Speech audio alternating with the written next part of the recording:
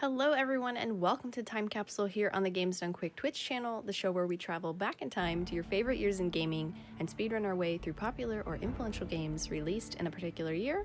Tonight, we are all about choices, and in the year 2010, the gamers just got that with Fallout New Vegas and Mass Effect 2. These are the speedruns we have planned for you here tonight on Time Capsule 2010 Volume 2. We hope you will stick around, get comfy, and join us. But before we settle into these speedruns, let's cover a few announcements.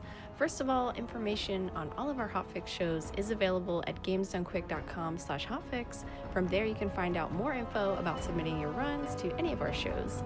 And if you are watching this on YouTube from the future and would like to support our live content, please consider checking out our Twitch channel at twitch.tv/GDQ. If you have an Amazon Prime account, you can subscribe to any Twitch channel of your choice every month for free, so please consider using your Prime Gaming account to subscribe to the GDQ Twitch channel and support your favorite hotfix shows. All right, I think that does it for announcements for right now. Joining me is Sharo, ready to speedrun Fallout New Vegas with commentary by Kung Cobra. Welcome to the show. How are you both? Hi, I'm doing great. How are you? Awesome, I'm doing just fine. What about you, Kung Cobra? I'm doing fine. It's a bit late, but I'm gonna make it work. You know, anything for the speed runs. So we've got quite a longer run in store for you tonight. Sharo, tell us about the plan. All right, so in this game, there are two types of quests. There are regular quests and unmarked quests. Unmarked quests do not show up as tracked in your Pip-Boy, so we're not going to complete any of those. However, regular quests do. And the goal of this category is to complete as many of those in one playthrough as we can. Now, the problem with that is there's a lot of factions at play. If you played New Vegas, you know there's 4 different types of endings. We're going to be playing through one of them all the way to the end, finagling my way out, and then picking another ending. And there's just like there's a real yin and yang kind of balance to make sure that you don't mess up enough to warrant not completing all 96 quests. Okay, well that sounds like quite the challenge, but I suspect you are up to it, Sharo. So whenever you are ready, you can give us the countdown. Sure. Let's see, 3, 2, 1, go.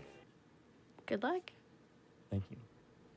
So, first things first, this game is played in Italian. Italian is, I think, 4 or 5 seconds faster, and only faster for this beginning area in Doc Mitchell. And that is because we don't have access to quick save and quick load. Quick save and quick load is a very, very strong tool that we use. It can do so many things. You can skip dialogue, you can clip through walls, you can negate fall damage, and it is also how we do a very major trick that I'll show probably about 2 or 3 minutes. The stats I'm going to be picking are 1, 4, 9, 6, 10. The rest are 5s. That's for your special stats. So we're going to have really low strength, but we're going to make up for that in endurance and charisma. We're going to be tagging science, speech, and survival. Very, very good, useful early game stats to have. Yeah. The only use for survival though is for the travel light perk that gives us 10% movement speed. Yep, 10%. So there you go. Quick save, quick load to skip some dialogue there.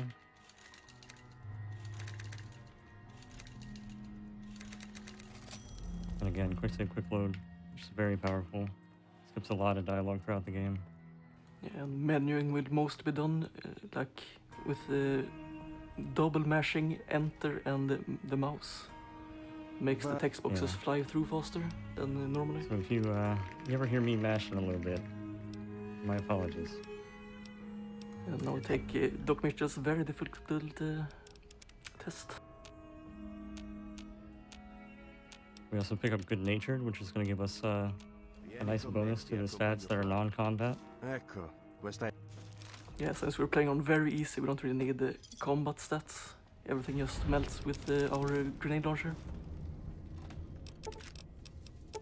So right here is a duplication trick. You can get it. By putting ourselves on very hard, or hardcore mode rather, you allow ammo to have weight, and you need to have something that has weight for it to work. To duplicate, and you can only duplicate things that are within that container, so you can't just duplicate everything. So you can't just insert what you want and duplicate. But if you find a container that has an object that you want, say you want more of it, you can duplicate pretty much anything. You can also duplicate off of dead bodies, which is very useful in very niche situations. Yeah, but only some of them. Like all of them doesn't work for some reason. Like it's a mystery we haven't solved yet. There's a lot of mysteries in this game that haven't been solved yet. True. So what you're saying is if people join the speedrunning community for this game, there are more secrets to be uncovered. Oh yeah, For sure. So get on it, everybody. So right here is a very major trick that is called infinite dashing, if I can get it. Pretty rough one. Unfortunately did not get it there. So the goal of this is we do a trick that's pretty major in the run. You won't see it very often right here. But it is called a reload dash. And we combine that with something else that is pretty obsoleted now in Fallout New Vegas called speed cripple. And combining those is like it makes you an airplane. Yeah. So honestly, anywhere in the Mojave is a landing strip for the courier. Yeah, and now we do this glitch to basically discover a bunch of points on the map that we need to go. It's more efficient to do it this way than just like do it one by one. Do all in massive sweep at the start of the game. So if you don't like these rapid load screens, just bear with us for like 5 minutes. This is not gonna be the entire run. No, it should only take a few minutes at least.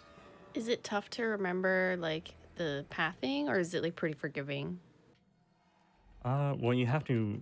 So the major point of this is to get a lot of fast travel locations for just any time in the run.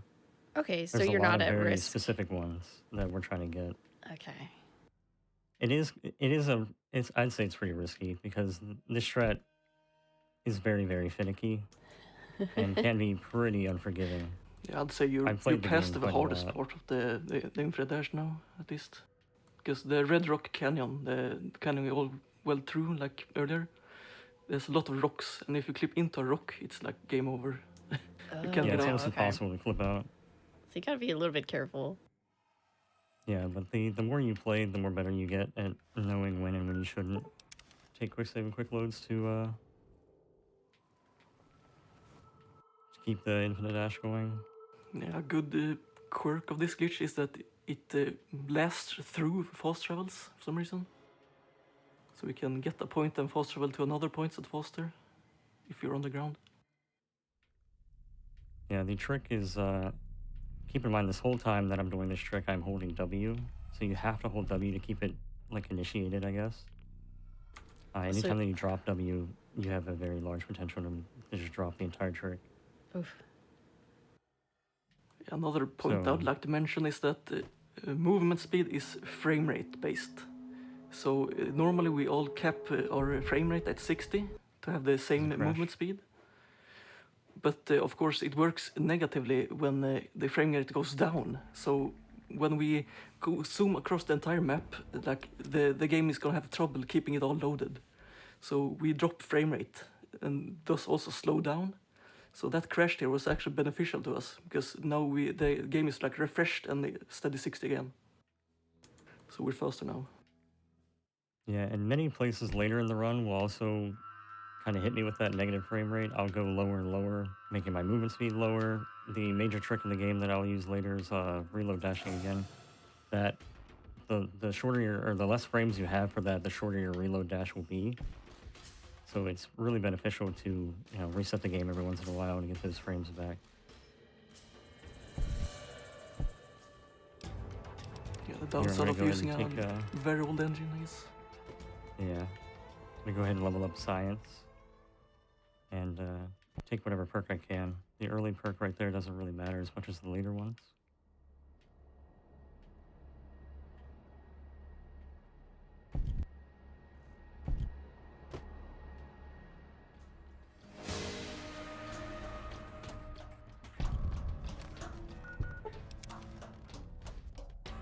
All things considered, this is going pretty well.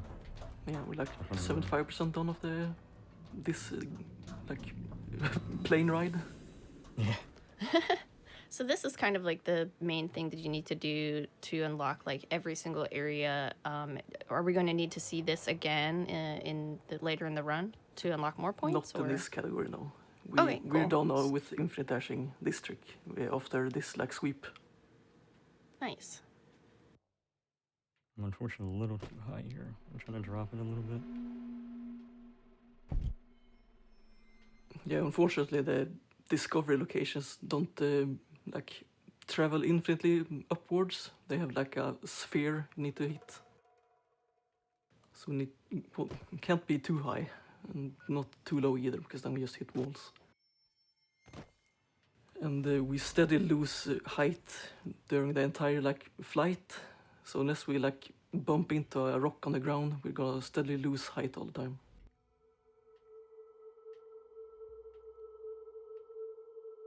Yeah, we're almost done. We get a lot of central locations that we're gonna need later in the run.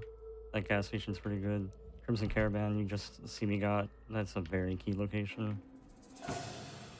We'll go there several times throughout the run.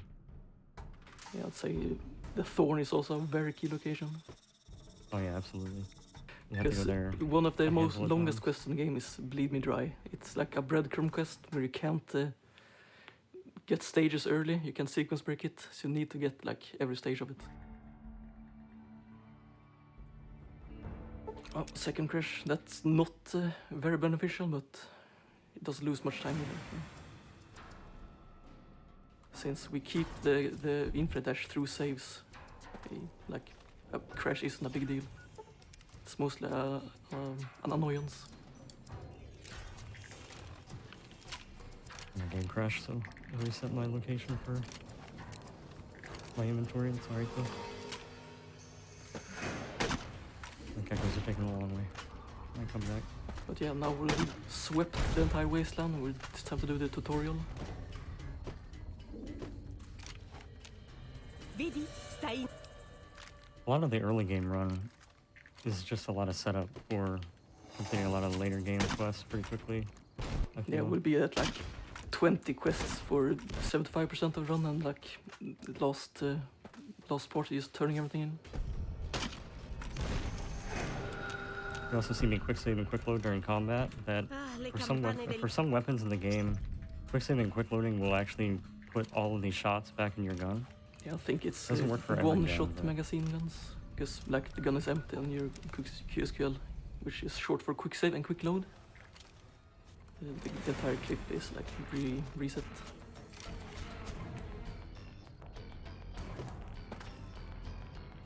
Yeah, we did the first part of the tutorial, and we're gonna do the last part later, when we have like the materials we need. I'll leave that for now. And yeah, this is the next part of the movement of the entire run. It's called the reload dashing, and it's like a smaller version of the one we saw earlier, but it only lasts about a second, and it's very key to maneuvering the wasteland.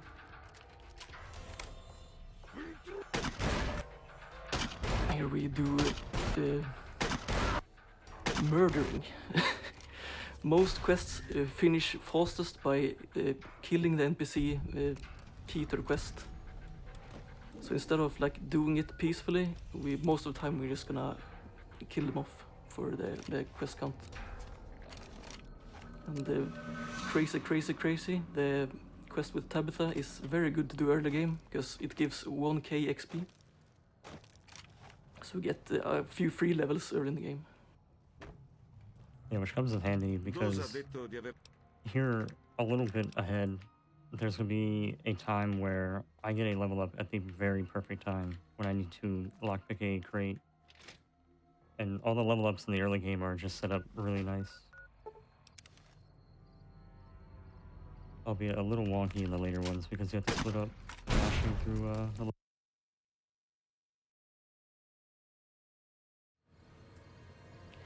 All right, everybody, welcome back to Time Capsule here on the Games Done Quick Twitch channel. Appreciate your patience. We had the internet go down in the studio, but it looks like we are back up and running. So Shara is going to continue the speed run of Fallout New Vegas from an autosave, and we are going to keep rolling along. So whenever you're ready, Sharo, you can continue. Alrighty. So we just completed a handful of quests for the powder gangers, and now we're going to go to Prim and complete a couple more. Gonna take out a couple enemies though. And we're going to get our first companion in the run.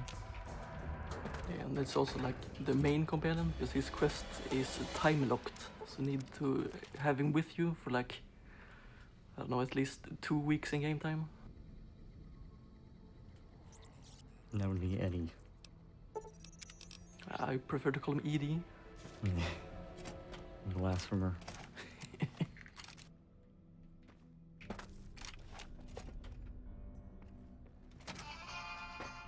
So now we have to go in here and have a nice chat with Deputy Beagle. Some good talk.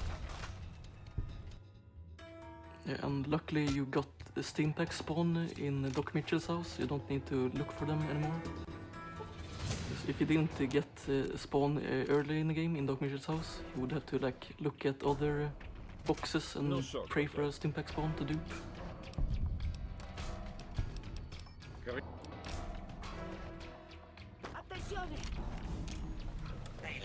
And for my kind of town, we're going to be picking Prim Slim, just because he's a really convenient location.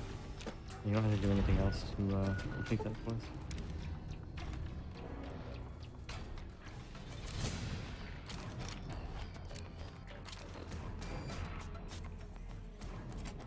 Yeah, and that's also done with the powder gangers. We'll never see them again. But before we leave, we will dupe grenades for our grenade rifle. This desk here. And pick up a melee weapon. We need the grenades for obviously more quest progress and diplomatic skills. And get the melee weapon so we can do stealth kills to progress on quests. Most important is killing Chief Hanlon in like 10 minutes. Yeah, now we're done with the prison. Now we go to Helios 1 to fix up the power plant. I feel like Helios 1's quest and the Recon test site are usually like the most memorable quests for people who have played the game before. You can really tell that like, they put a lot of effort into the quests and locations themselves. Like the Novak area.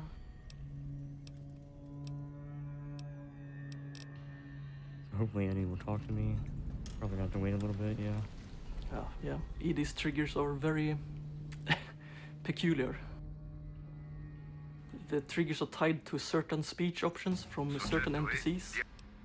And sometimes they don't trigger, or sometimes they have a delayed trigger, so they don't trigger at all.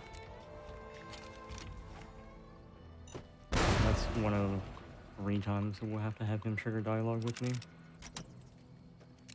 Yeah, and since that dialogue happened, we are now on like a 5-day in-game time timer till next dialogue can happen. So everything we do in the route now is routed around the ED and his timer. Yeah, there will be a lot of really convenient fast travels that I'll use to skip time quicker. To kind of help speed up that process. Yeah, this is the time stop glitch. You basically can stop time and become very overpowered. That helps with like avoiding enemies that would otherwise annoy us.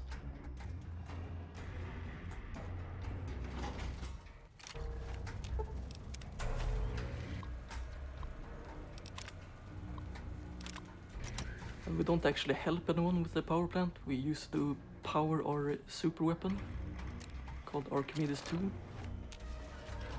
It's very important that we actually pick Archimedes 2 because we can use Archimedes 2 to sequence break Veronica's questline later on. Skipping basically her entire questline. Skip right around.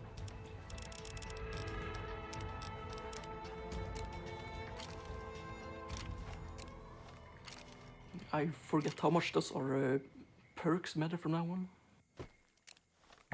They help a little bit, but not too much. I think Yeah. Quick Draw is probably one of the best, along with Animal Friend. Yeah, I thought so.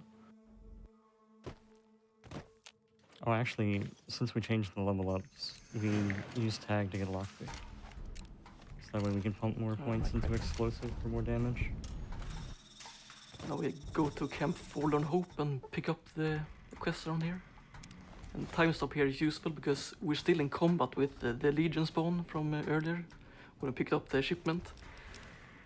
But even though they can't like reach us, we're still considered being in combat, so all the NPCs will flee from us. It's quite annoying. Yeah, so if I didn't time stop there to pick that pocket to get the syringe, I would have had to chase him around the camp for whoever knows how long. Se cerchi rifornimenti.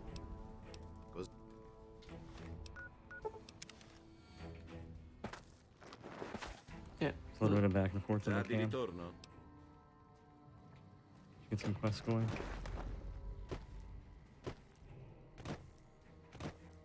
Yeah, we used to like do the operations on these patients, but we can just tell his like we're not qualified as a doctor, and that completes the requirements. Not actually need to operate on them. Yeah, I don't think we've talked about stop hopping yet. Yeah, so another movement technique in this game is stop hopping. It's kind of akin to bunny hopping from like Source games and Quake, but quite different in that you need to let go of W as you flick and well, no, not as you flick, when you land on the ground. So you like jump, flick, hold W, release W, and then jump and flick again. So you can basically use that to do some kind of scuffed bunny hopping. And once you learn it, you cannot play the game without it. Yeah, absolutely not. It's one of those tricks that are just, you pick up and it's just really nice to perform, and you can just get better at it all the time. And it just becomes second nature. Yeah, just like with reload dashing, it's like easy to learn, but to really master it, you need to put a lot of hours into it. And this level up to level 7 was the level up that I mentioned earlier, where we're going to have a really split up level up. We're going to be leveling up in 3 different things. That'll be lockpick to 50, repair to 43, and speech to 55. It's probably the most split up level up that I'll have throughout the entire run, but that lockpick 50 is crucial because if I didn't have lockpick 50, I wouldn't have been able to lockpick that crate to get the thruster modules. So all the level ups are really timed well for this run. Yeah, and obviously dumping all the points into one is quicker than splitting up. Cosa succede, amico? Especially since you can also double mesh, just like with dialogues, you can double mesh like skill ups so they go faster.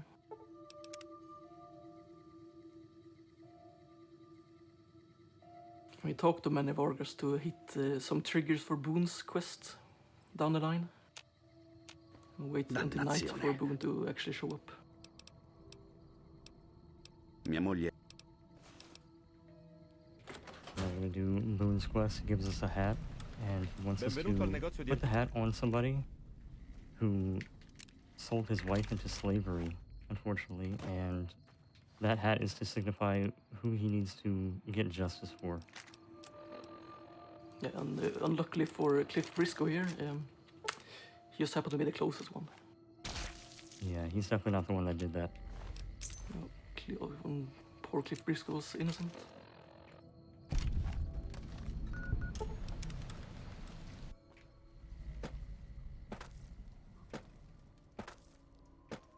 So now we make our way back and we recruit Boone, but before we do that, we have to grab some stuff.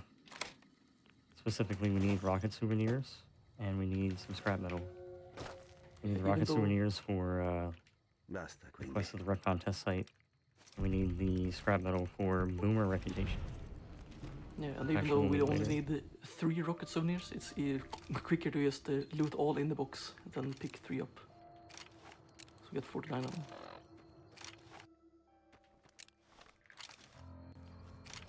Yeah, this is one of the most memorable quests in the game. Come fly with me. You send ghouls to space. And it's not that sequence broken. Just like we do things a bit out of order, but everything is mostly intact. And here we want to get a stealth boy for later. Stealth boys are very useful. Yeah, I'm gonna try to get an extra one just in case something goes wrong. Yeah. Because stealth boys basically gives you free stealth kills. And stealth kills are needed for like a couple quests. Qui dentro. Se vuoi usare il cannocchiale posso aiutarti a incontrare il bersaglio.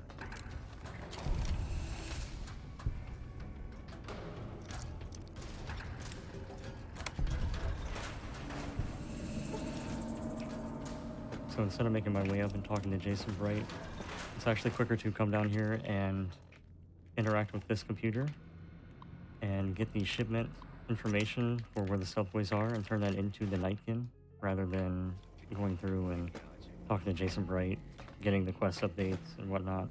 Just knowing where to go and what to do during quests helps save time tremendously. Yeah.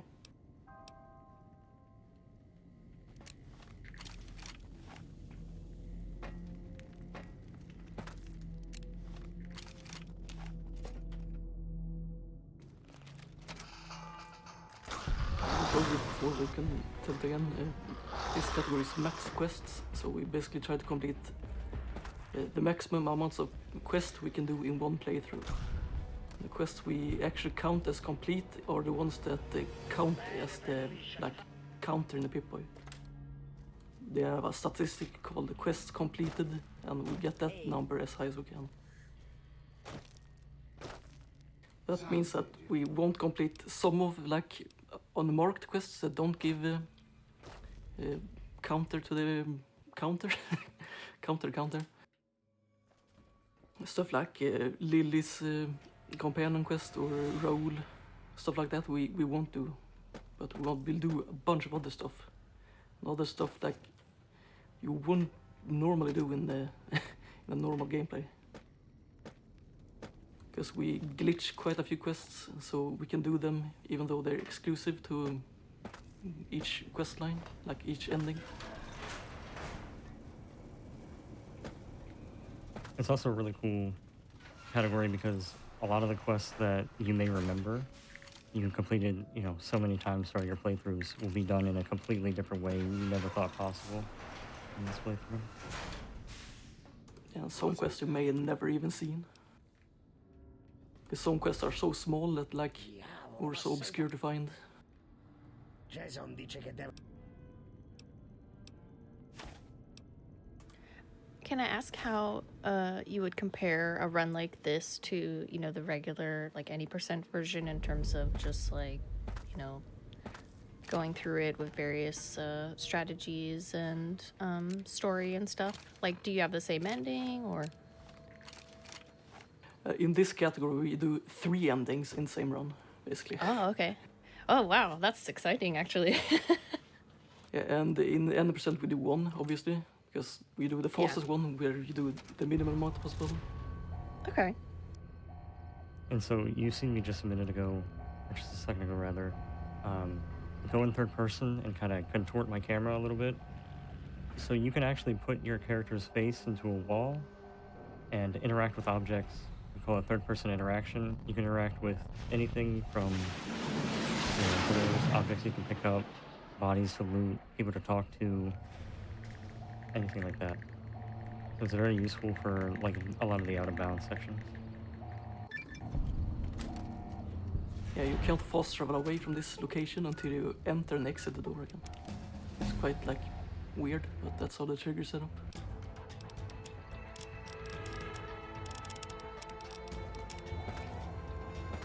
You sure? Would you ever press V to enable VATS? Never. Never. Never. I'm trying to lose no time, Kung Cobra. Not trying to lose no Questo time. non è un luogo.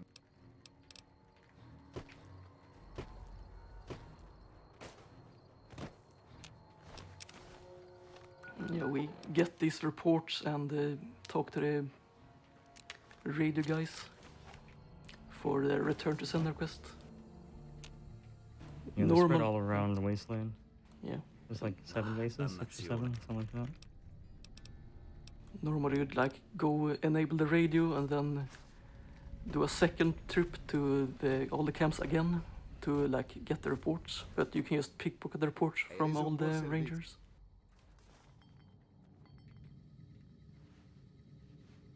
And this is probably a fairly new way that we actually complete this quest. Normally, before we actually used to speech check all these people here in that tent for a quest, but now we actually go and get them angry juice from the red con or the great cons. This is nighttime now. Yeah. I'm not used to you being so early. Like I'm usually here at 9 a.m.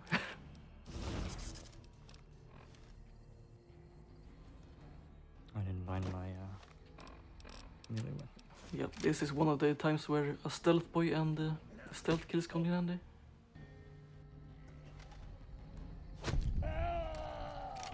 Unfortunately, we have to take out Old Hanlon. Yeah, and if you just kill him, the NCR will start hating you, and that's bad, because we need to complete NCR quests. There's a lot of NCR quests that they can't complete them, so this guy would be immediately mad at me if I didn't use a stealth boy. And you can tell you actually got away with it if you see no red dots on the compass. Yeah, and usually get a pop-up to like NCR vilified or something. This is actually a quest. Calling the NCR support radio is actually a quest you get and complete by opening the books. I mean, it's not really a quest, but it adds to the quest counter, so we need to do it.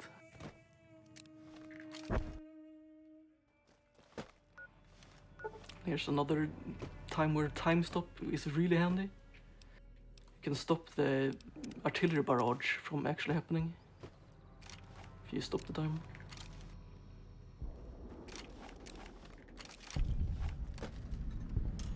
Resta là, non muovere. Inizierò da qui. So now we have a handful of quests to do for the Boomers faction. It's a lot of back and forth. Le istruzioni di Yeah, madre. and they really like scrap metal, so we're gonna give them a bunch of that. But they also have a couple quests that need doing. We loot this howitzer firing mechanism for later. Yeah, it's a Legion quest for repairing their howitzer. And I picked up a Fixin' Things magazine, because magazines in this game will give you +10 to whatever skill that you read the magazine for.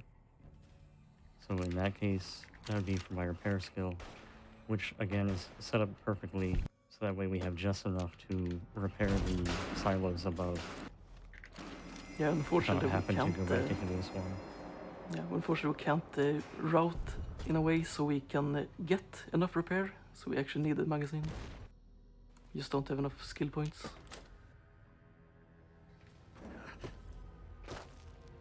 However, if we were doing the category with DLCs enabled, then we would have enough due to a glitch with a perk that older blue sets.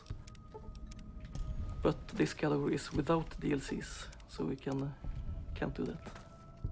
Yeah, the only DLCs we use are the Mercenary Pack and the Classic Pack, because they add some really nice items that come in handy. They don't add any quest that we'll have to do.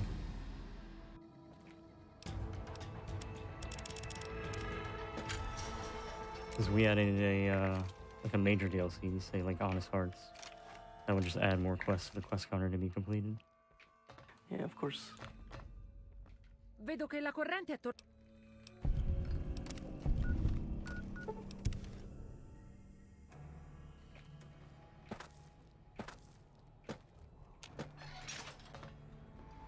We don't actually need to solve the end problem, just lie to Rachel. Così tu sei l'estraneo. L'hai vista? La rossa. Now we turn in all of our scrap metal, which helps our reputation out a lot. I'm gonna open up that door as well, because if I don't open up that door, it'll be closed when I come back. Interesting, you don't equip the spacer there? No, I equip it before I leave. Dovresti parlare a Ah, I Blake. see. I equip it before I leave because I'm gonna get Loyal's detonator. So I go ahead and keybind that as well. Ti do il benvenuto. Makes sense.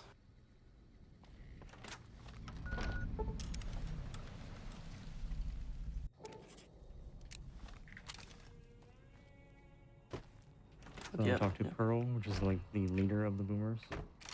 And she's gonna give us a couple more quests Bene. because we've done so much. Bene.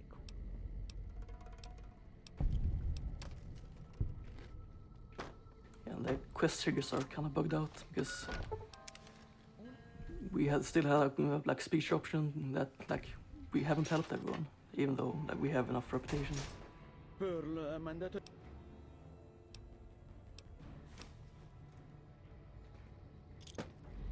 And a downside to double mashing here, that dialogue, L'hai you vista? can actually La like rossa... dupe quest items, so you get 2 detonators, L'hai which is vista? quite annoying La rossa- because it's just like clutters up your inventory. But that only happens sometimes, and if you don't like you think about it and don't double mash, you can avoid it. So there I dropped the vault suit I've been wearing this whole time, and we switch over to the astronaut suit, the space suit. So now we finish the game looking like an astronaut, which is very handy because the helmet is unbreakable. It gives you +4 DT, which helps a lot with just like surviving. Yeah, And the suit gives you a lot of radiation protection. and the space helmet doesn't count as a hat, so Rex won't be angry at you when you recruit Yeah, Rex. that's true. I remember somebody mentioned that we could have got a different hat, but I think it actually lost time in the end because of that. Posso aiutarti in qualche... Mi...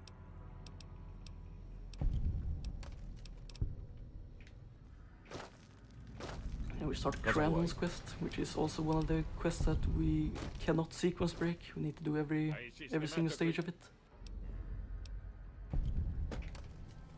Just going back and forth to Crandon and dealing with various people around North Vegas.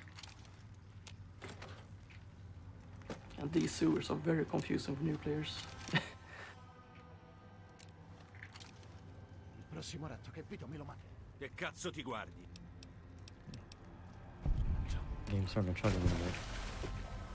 Yeah, unfortunately, the longer you play, the more the game's frame rate is gonna like decay, because the game has a bug where it won't like purge old memory, so you just like have more and more loaded at the same time. And we didn't get Camp McCarran earlier as a fast travel location, but fortunate for us, going through the sewers actually can lead us to Camp McCarran, so we just pick it up there as well. Hai cacciato quei te...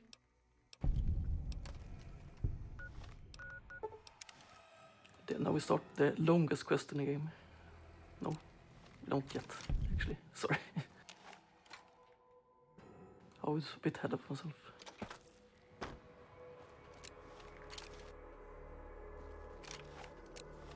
First going to West Side and do some prerequisites for quests. Perché parli con me? This is for the Whitewash, a fairly hidden quest from McCarran. But we can do the quest stages in here earlier, so we don't need to go to McCarran to pick up the quest.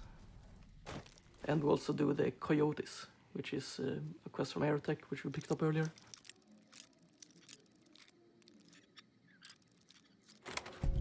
Another place where you need 50 lockpick to get in. It's very hard to clip into that room, and you can't steal the bear from out of bounds through the wall. Unfortunately, we have to knock Anderson out and take his confession for another quest. But now we're actually going to be starting the very, very long quest. If you've done this quest, you have to, you know how long it could be. You have to run around Se and ti get a avessi bunch of visto eggs from a bunch of different animals throughout the wasteland. Yeah. which will take you everywhere. Have we routed out the duping Night Stalker eggs yet? Nope, not yet. I don't think we have, no. I'm gonna go ahead and reset my game to get my frame rate back. Yeah, a tactical crash, a tactical reset. Yeah, tactical reset. To purge the game memory and get the frame rate back.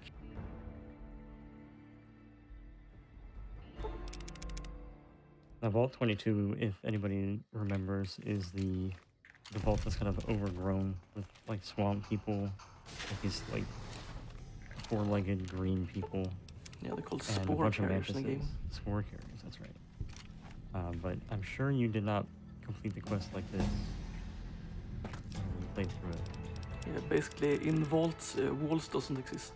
You just go wherever you want. Any animal friend? Yeah, animal friend is very useful because it turns some animals, some hostile animals friendly. So you don't need to worry about them attacking you or blocking a fast travel. Most notably, the legendary Night Stalker is friendly with this perk.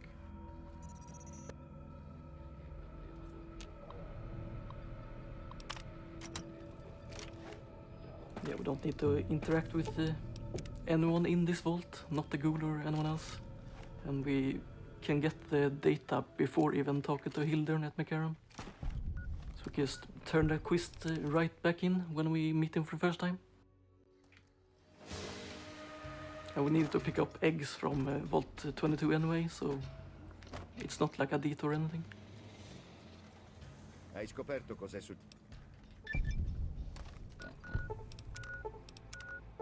And unfortunately, NPCs who are like stuck in an animation, so say sitting in the chair, you cannot talk to them to interrupt that animation. You have to wait for them to complete that animation before you can talk to them.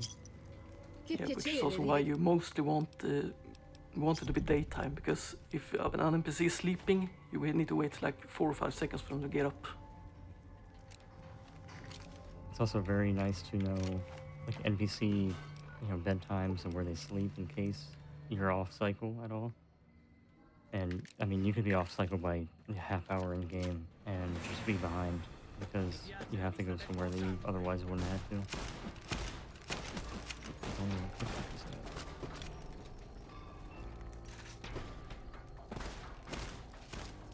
He's just gone. I don't know where he's at.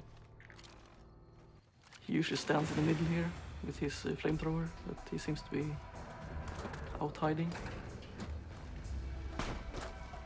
Okay, this is pretty rough. I'm trying to kill Violet, I guess. Yeah, we need to kill the 3 fiend leaders here on the outside for the 3-card bounty quest, and we need to loot the Violetta's brain for Rex's quest later on.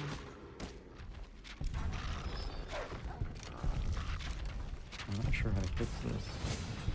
Is he not like hiding in behind the walls somewhere? I don't see him. I actually just don't see him. Is this one over here? Very far away? I'll say that I I've cannot never be had the cook a big just gone. Yeah, I'm not sure what's going on. Maybe like I foster guess I'll away just and foster continue back. and come back. Yeah, I'll just come back later. It'll mess up the schedule, but it's fine.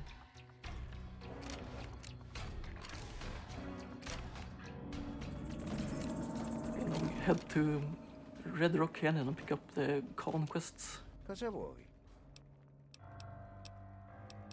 So we're gonna be a drug runner and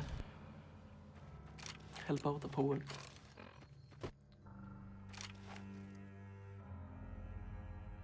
And when reload dashing, you want to try to avoid getting launched up into the air as much as possible. Non sei uno dei soliti. Yeah, a big part of being good at reload dashing is knowing the terrain, so you avoid getting launched up in the air. Because a single like bump in the road is literally gonna fling you into space. Stupende lezioni.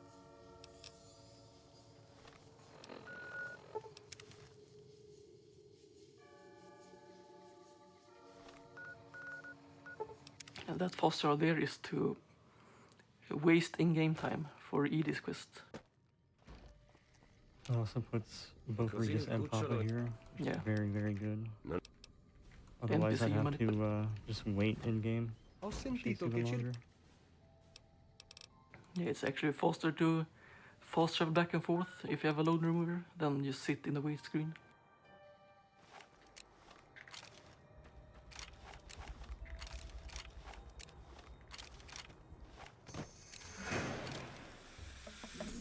And for those that missed the beginning, we chose to have Italian as language because it's 4 seconds faster in the intro.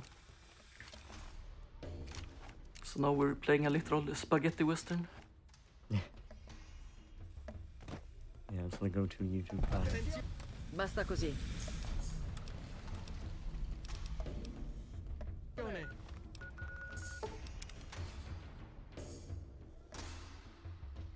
Non molle. So now we're going to be having Boone wait, because if I take him any further with me, he's going to be attacking NPCs and such that I actually need to talk to get more quests done. And having him wait there is also really good because I can get these, like, points, I guess. I'm not sure what they're called. Yeah, they're called but you boon need a certain points on the amount of wiki. points. I've heard of boon points. Yeah. Yeah, so you need a certain amount of those to progress his Yeah, you need 5. companion quests. So leaving him behind is... Yeah, you really still earn pretty boon good. points even though he's not with you. He just needs to be recruited.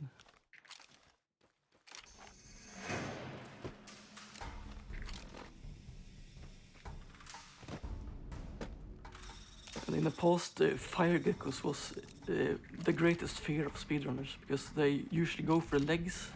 And back when we used a glitch called speed cripple, you absolutely could not get your legs crippled. So then you'd lose the glitch.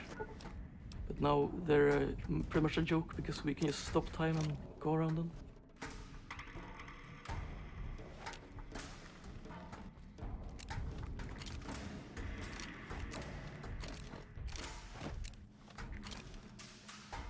And now we're gonna sweep the south part of the map, and by first doing the final part of the Return to Sender cavolo quest. ci No, fa not qui? final, it's the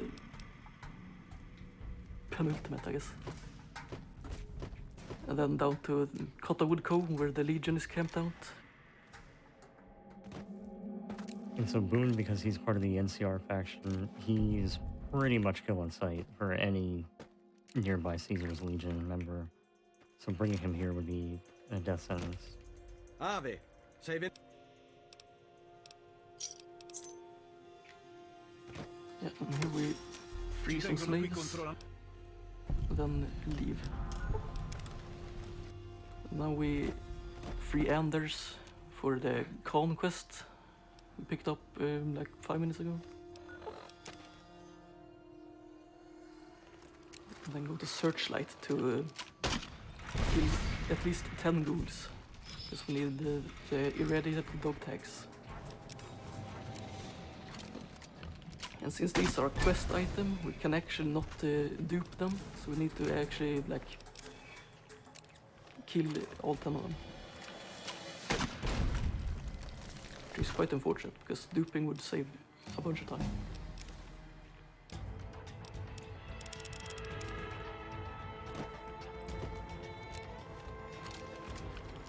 There's also a quest to pick up in the bottom of the church, in the basement of the church. And we can sequence break that quite heavily. We can skip the entire second half of the quest. We'll do that much later.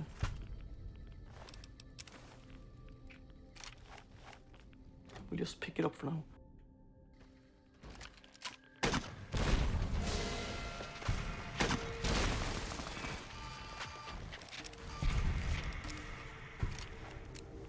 Should be all 10. Now we're going to do the only computer hack is in the run. And we've changed the level ups quite a bit. Yeah, When I Sharo first actually started going rewrote the level ups to make this hack easier. Yeah, I am not very good with hacking, so anything to make it easier. It used to be absolutely dreadful, and I would lose so much time to just the sheer Yeah. amount of options that I'd have to go through. It's quite an unknown game mechanic actually, because the higher science you have, the fewer words appear on the lower like lower skill hacks. So having a higher science skill here actually helps a ton, because you get, instead of like getting, how many options is it? Like 16, you get like I think it's 18, and then now you have very little. And this they're not right, even just like this right here is not even probably just the the most amount. obscure quest in the game, because simply talking to this guy Venuto da Nelson. is completing a quest Oh, is it for really? some reason. I actually didn't know that. I thought it was talking to the Dead Sea. No, him teleporting you to Dead Sea is a quest complete. And this is part of a exclusivity quest line, I guess, because Dead Sea's quest, We Are Legion, cannot be completed along with the Camp Forlorn Hope quests. And since Forlorn Hope is 3 quests and this is only 1 quest, that outweighs this quest. So we need maximum quests. And yeah, freeing this, the crucified soldiers and then killing them actually earns us double points than simply freeing them. So killing them is necessary. Unfortunately.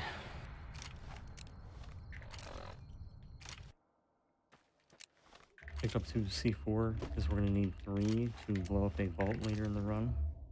And those are some really good locations for picking up some C4. Yeah. The last one Nice. we'll actually get in the vault. McCarran non vuole. Now, some seasoned New Vegas player might wonder, why don't you like have Charlie destroyed, so you don't have to turn in the radio guy? It's actually slower to do that because you need to hit triggers with the old man in Novak, and that's like we get this fast travel point. We don't get it, but it's very close to the Novak fast travel point. We need to go south anyway to kill off this camp. So it's faster just to turn in Charlie.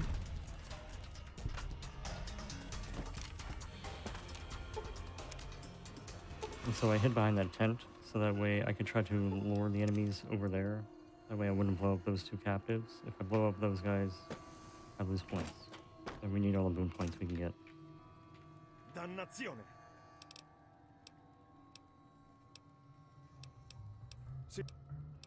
Yeah, since we saved them, we complete booted upon getting it. We won't get a quest completed, but it completes as soon as we get it. Non ti preoccupare. Sanno nemmeno come si fa.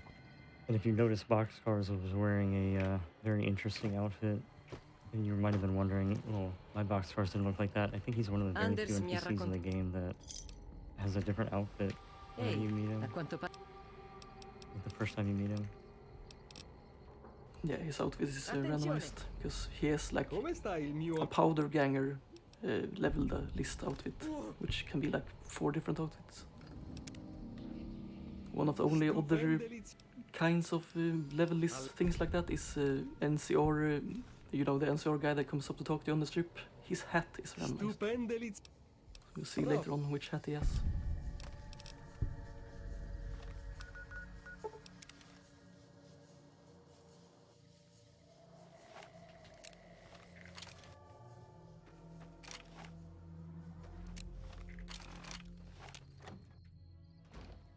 Cosa ci fai qui?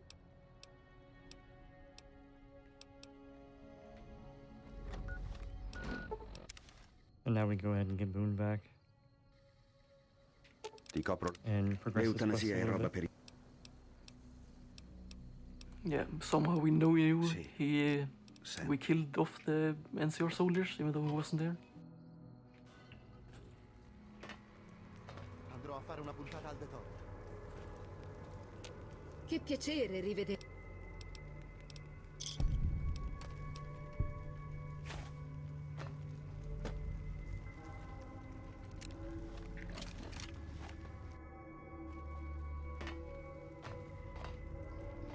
Mi irrita il fatto.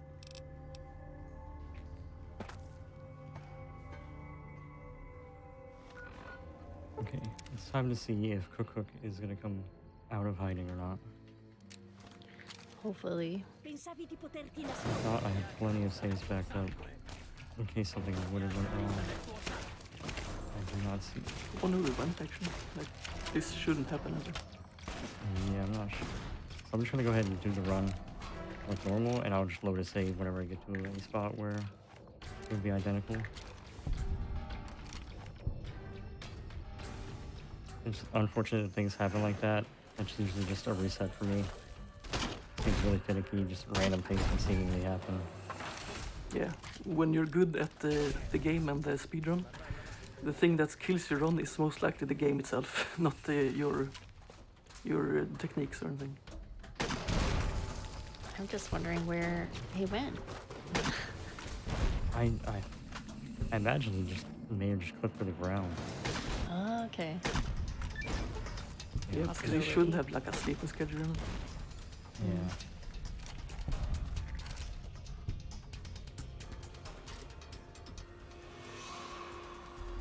Che diavolo ci fa? Deve So venire even un though can these a guys are vedere mad il at me, capo, non I can actually make my sparargli. way to their leader, and he will still talk to me no matter what. It's very fortunate, because sometimes they just, even though you speech check them to make them non-hostile, they will be hostile for whatever reason, so... Yeah, it's quite finicky. Like, you need to be out of combat before you start talking to them, or else it won't work. Even though he was mad at me, he just sat up and talked to me anyway.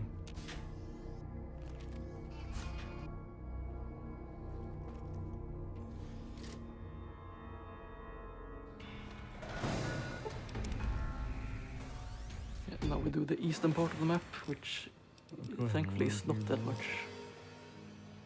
Bitter Springs. It's just racing the B-29 from for the boomers. It's in the water over here. And doing the Boons quest.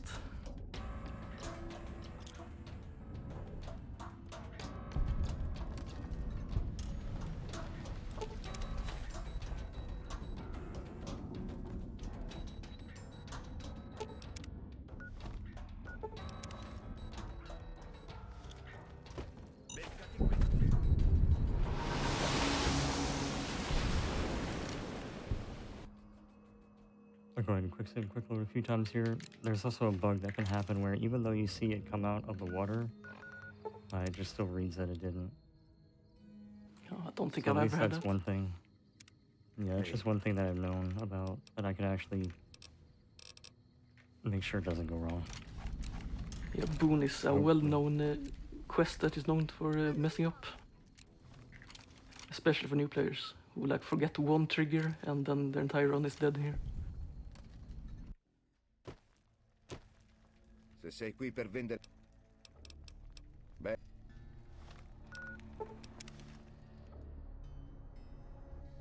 Il posto è questo.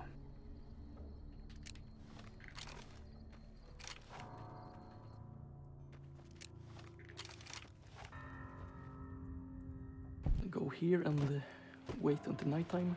It's already nighttime, so won't pass time that much. Canyon 37.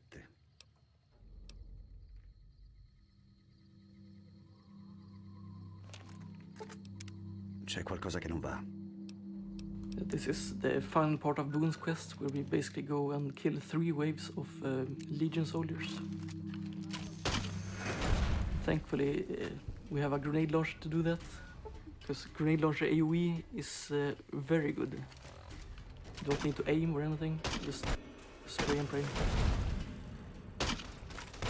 Especially with the quick 7 quick loading, making a regular grenade rifle into basically a grenade machine gun.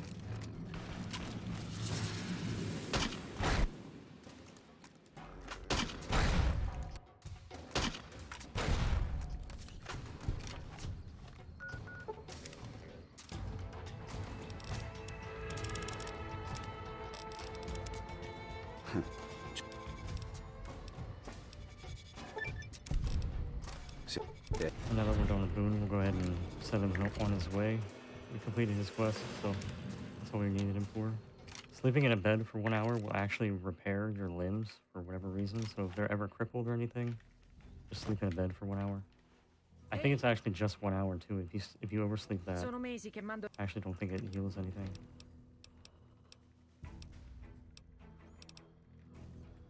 There might have been a bug on my end. Who knows? Yeah, I haven't looked into it.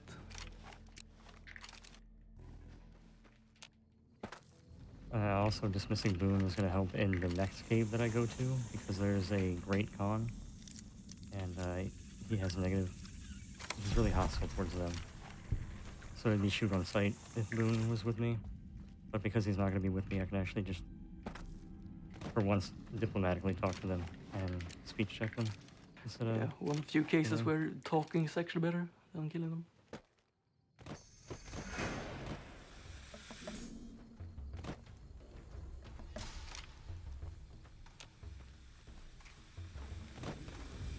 Tu chi sei? Because he gives you the key to the door to the left, so you don't have to lockpick it. And it doesn't mess with our reputation with the Great Khans, which we need to be positive. And if we kill that guy, it goes into mixed, and like that can mess up quests sometimes. And since we picked up Animal Friend earlier in the run, these guys are not hostile. They are very friendly. Nice snake dogs.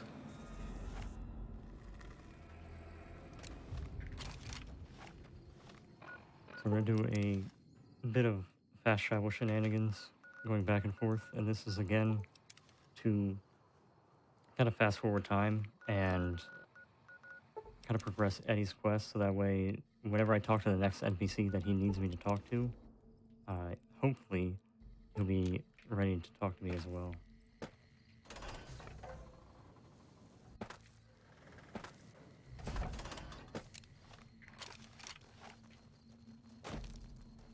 Ho saputo che hai ucciso.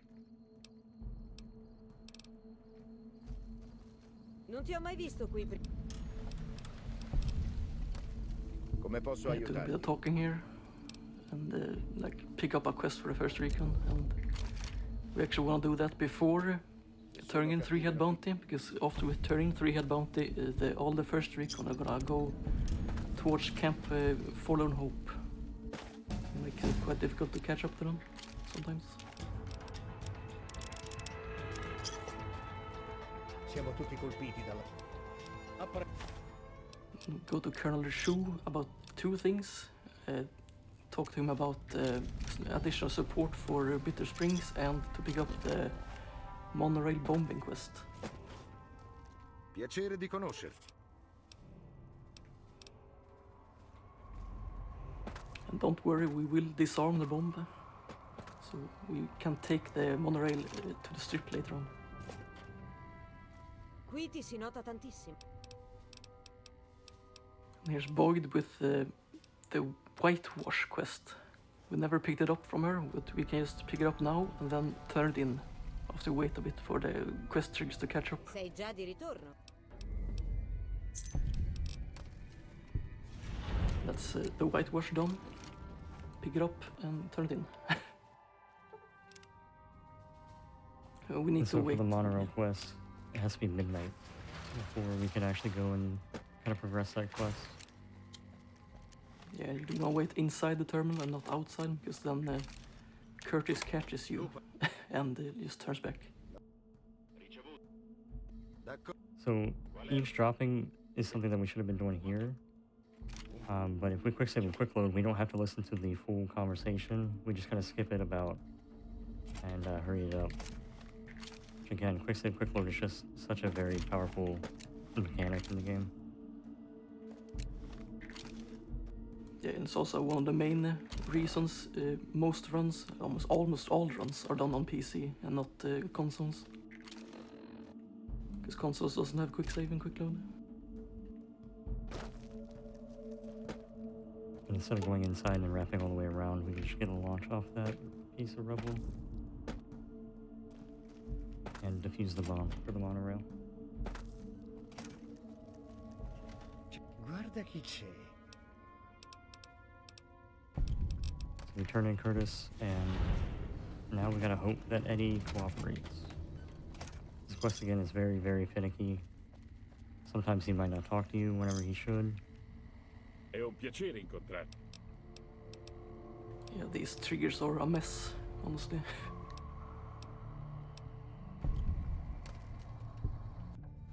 There we turned in their stand the grass, because we downloaded the data from Vault 22 earlier. Just turn it in as soon as we get it. And since we're so fast, we need to actually wait a bunch of like hours past time until Edie's triggers ready again. Sì.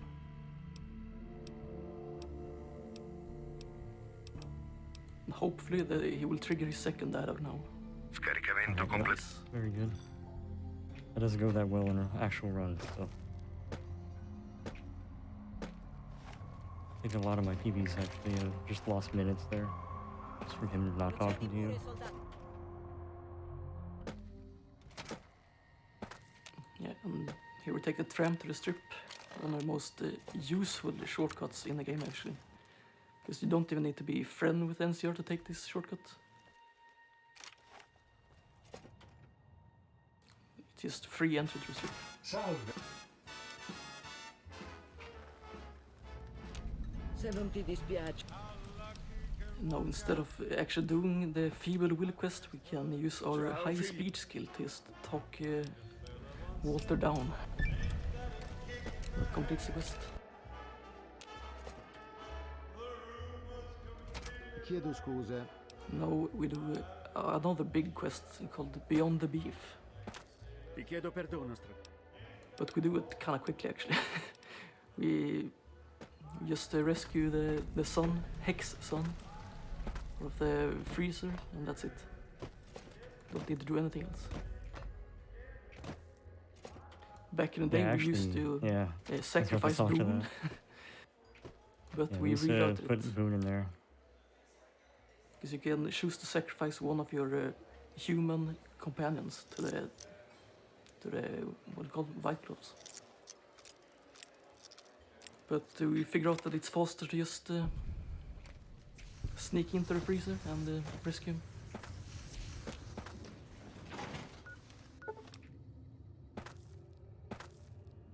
So there I had to wait until I was hidden before I could actually access that door. If I wasn't hidden, all these people would aggro to me. And, okay. A little rough here. I think you actually were detected when you went in. Oh, was I? Yeah. I could have swore I was hidden.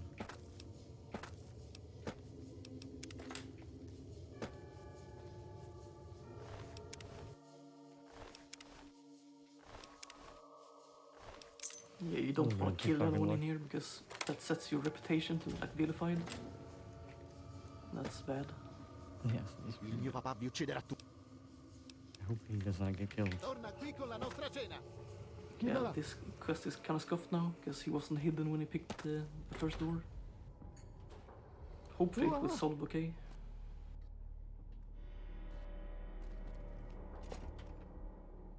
Just do a couple of COC warps, what you call them, which when you fall out of bounds in our interior map, you like teleport back to a set point in the map. Oh, nice shotgun there, man. Mi hai riportato il... And we can use the COC warps to essentially like skip backtracking on certain maps. Very useful.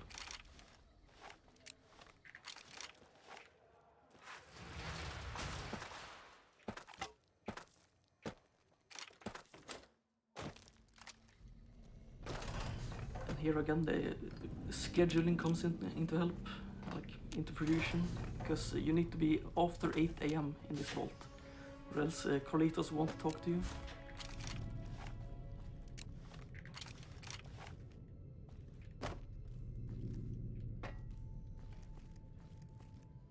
He sits in random spots in the diner during the daytime.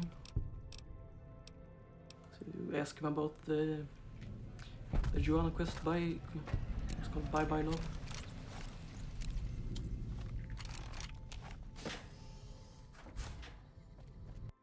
It's also kind of a cumbersome quest because you need to go back and forth between Carlitos and Joanna several times. So we have to like route in 3 different strip segments.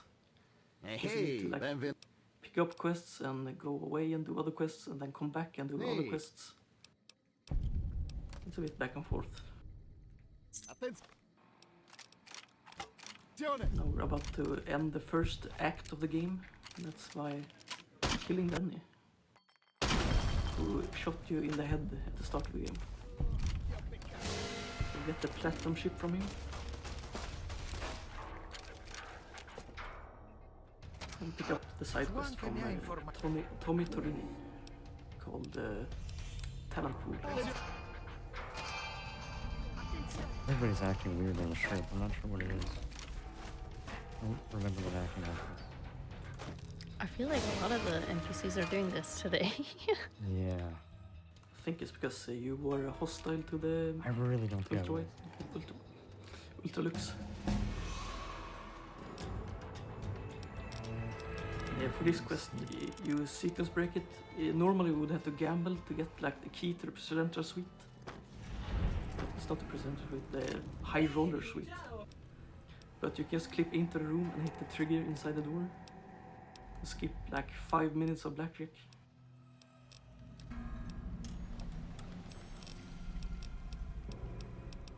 And strangely enough, only this casino has a quest for getting the High Roller Suite.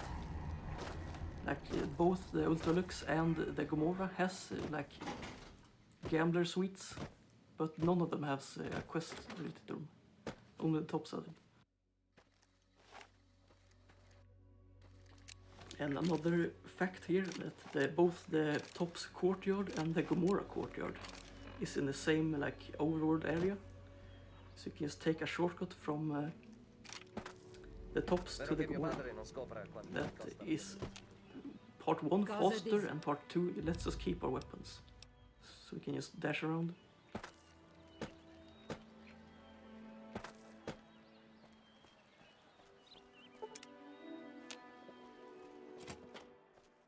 Ehi, come va?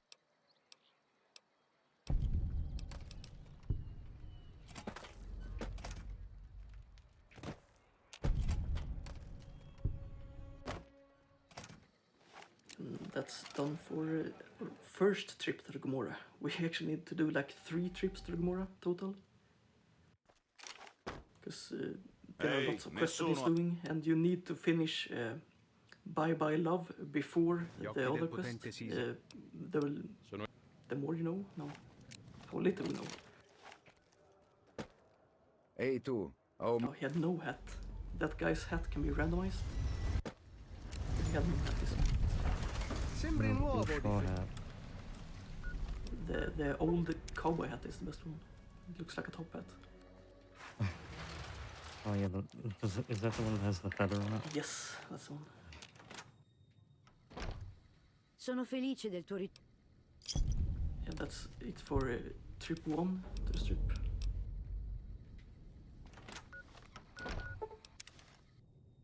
Now we're doing part 1 of Freeside, I believe. Yeah. Yeah, there's gonna be a lot of talking in the split. Yeah. It used to be even more talking, but our friend Hanuma found time saves by just, diplomatically off cosa some abbiamo qui? key NPCs. Guarda, Rexy. Now we're meeting the Kings and picking up the 2 quests they have.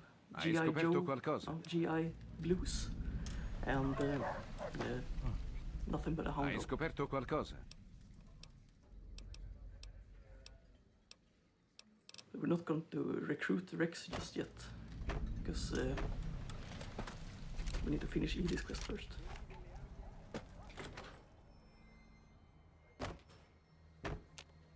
Togliti di mezzo.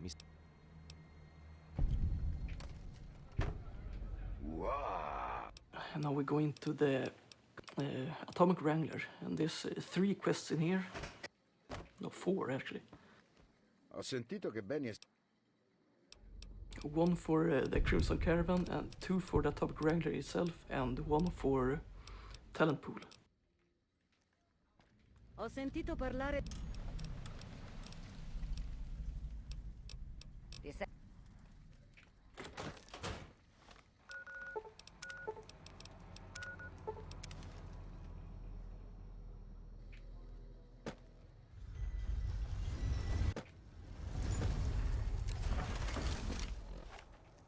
now we meet the followers of the apocalypse for the first time.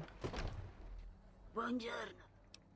I recruit Beatrix for the Atomic Wrangler quest. And talking to Julie Farkas about the great compoet.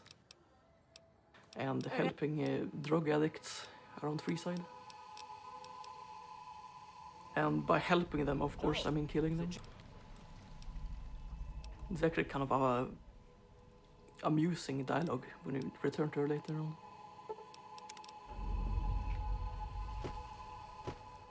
Yeah, now we recruit Arcade too. Arcade's quest is very peculiar about to get. I forgot what's the starter triggers for all down design. You have to go to the Van Graffs. You have to. All right, you need to get Caesar. Arcade points. It's also like a one-off area with the Crash Vertibird. Hai scoperto qualcosa? Yeah, but we get Van Graffs and we get the Replicon HQ one. Questo è il tuo nuovo padrone. Which one is the other one we get? Do we get the Crash Vertibird one? You don't get that one. I haven't run this in a while, so I forget. Yeah, we need to kill off the Van Graffs for later on, for the Brotherhood quest. And this is also a point of quest exclusivity. The Van Graffs does have a quest, but failing this quest and completing 2 other quests outweigh completing this quest. So we can just skip this one. Because this quest, the Van Graff quest, conflicts with Cass's quests and the Brother quest. I mean, the technique doesn't conflict with the Brother quest, but killing them off is better. Faster.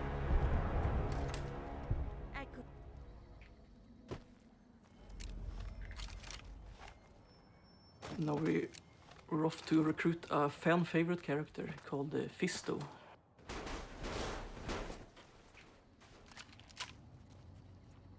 Unfortunately, I don't think Fisto will survive to perform his services, because that's actually slower, believe it or not.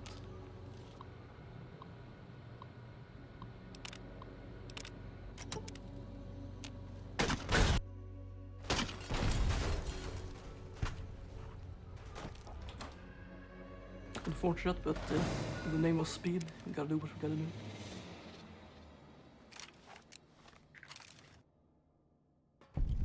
Now I believe this is the final part of Freeside 1, where we get the Sea Finder, the gun for the Helios 1 weapon we activated earlier.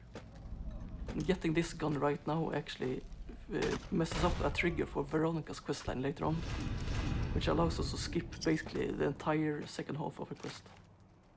Saves about like 5-10 minutes. Recruit some other characters and we're out of here.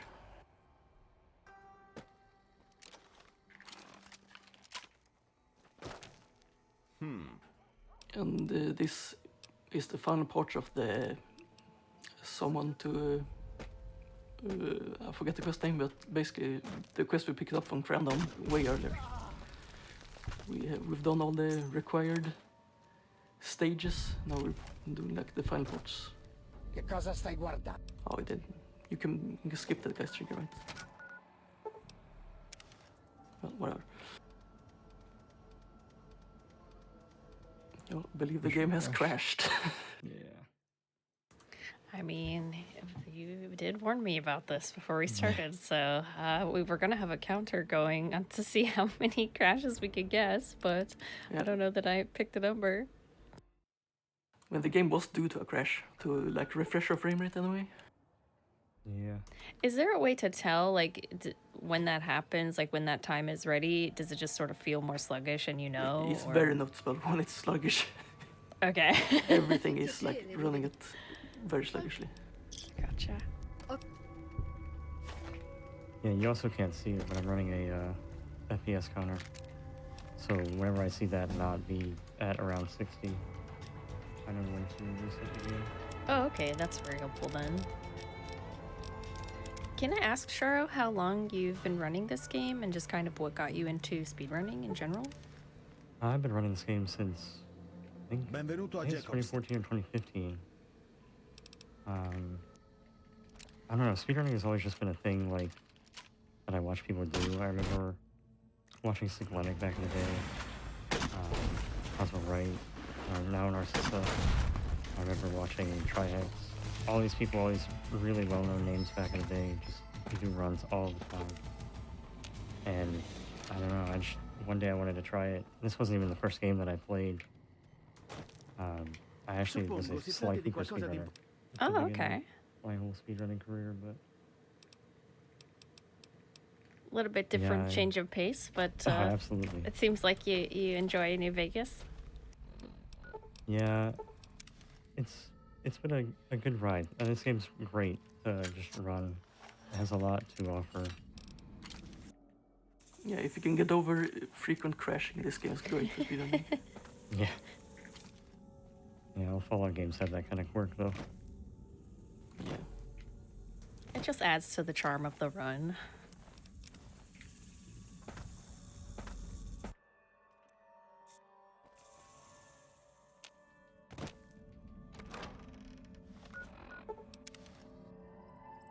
You might have seen Sharo kill off Lily earlier. That actually is like 20 or 30 seconds faster because you can skip calling in Lily to like test the stealth boy later on in the quest line. Yeah, I think some of you are upset about Lily. Yeah, it's unfortunate, but again, in the name of speed, people dies.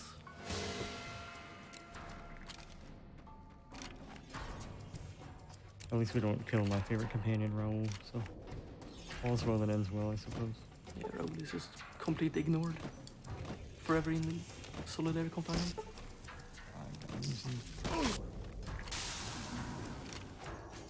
So whenever you get poisoned by the Cazadors, you get a damage over time poison that will prevent you from fast traveling. And I'm going to be fast traveling here in a bit, so hopefully it wears off by the time I do that. Yep, you're a little woozy. So to speak. That's what the icon tells you, is you're a little woozy.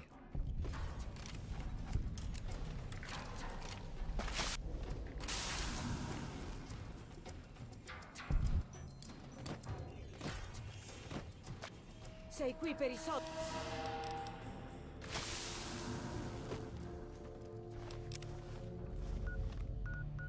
And that's the final outpost for the Camp Forlorn Hope quest.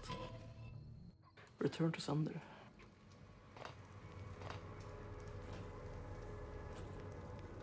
You know, turn in the castle eggs we just picked up. And then there's only one final stage left of this long egg collecting quest. Let's pick up the Deathclaw eggs from the quarry.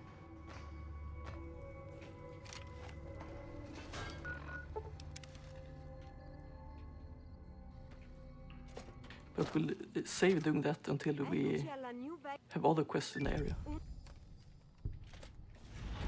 Which is not quite yet. In the meantime, we turn in Betsy's quest from Camp Karen, and we finish up the quest we picked up from Crandon in North Vegas. And again, unfortunately, killing people is faster than talking to them.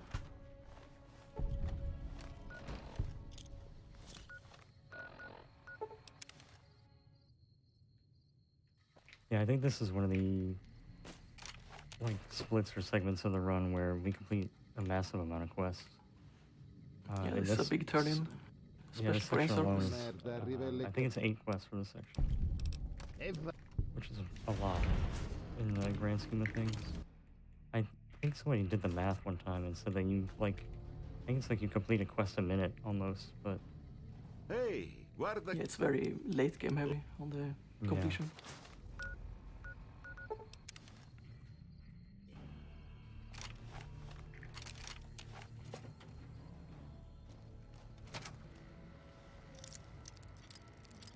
And here's another one of the arcade triggers. We will talk to you about stuff basically needed for trigger his companion quest later on.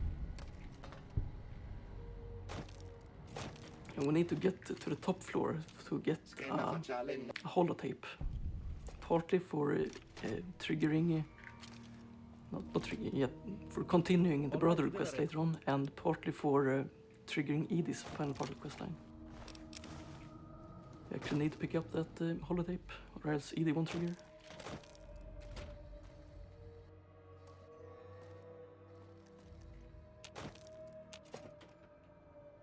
And again, some COC warping to skip backtracking through the building.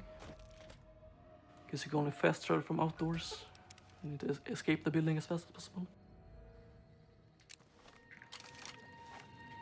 Salve, amico. Pick up the Lonesome Drifter for talent pool. And you need to actually go through his dialogue in full, or else you won't like go back to the tops. Oh, is this? Oh. The best strat skip. Ti prego. Yeah, normally you don't actually have to walk up the stairs. You can just look up and access the door from below.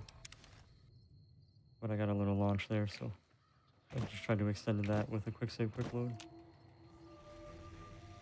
Yeah, this is one of those times where being late and people sleeping is like negative to the run, because you will need to wait for them to wake up. Sono felice del We tuo can only do so much about schedules.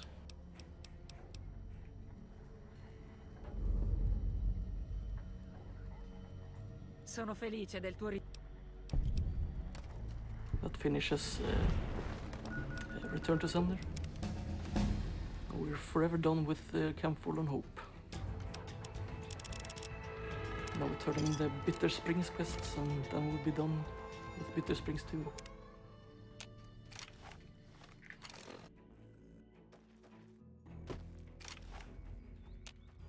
And part of the reason we waited here until we had Arcade is to make Arcade teach this doctor about basically medical procedures. Grazie, mi hai dato. Capsule è tornata nelle nostre mani. È successo qui è una vergogna. Capisco che c'era la questione della nebbia di guerra, ma I non don't può know if essere she's una that. cosa She's in the main temple in the day. No, She's not. she's running away. What the heck? I don't know why everybody was just aggroed. Can you just wait an hour? Or? Yeah, I suppose so. Yeah, it's Sei di good call, ritorno. good call. Yeah, Sei NPCs, like if there's one enemy 3 miles away, just aggro to you, everyone starts fleeing. Gosh. I actually don't know what was aggroed onto me to make that happen. Probably some leftover slept. Castador from Cold Bay or something. I feel like at this point the NPCs are just trying to escape the game. Yeah, they might just be. Yeah, these barrels are also kind of glitchy, because sometimes they don't trigger the actual like quest trigger. That's a common crash spot. Yeah, another crash. Can add that one to the counter. Yeah, for some reason the game almost always crashes on the first journey to the fort, for some reason. Ave, sei pronto?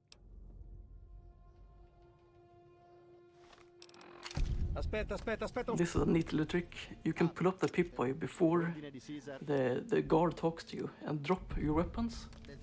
Then just pick them up again.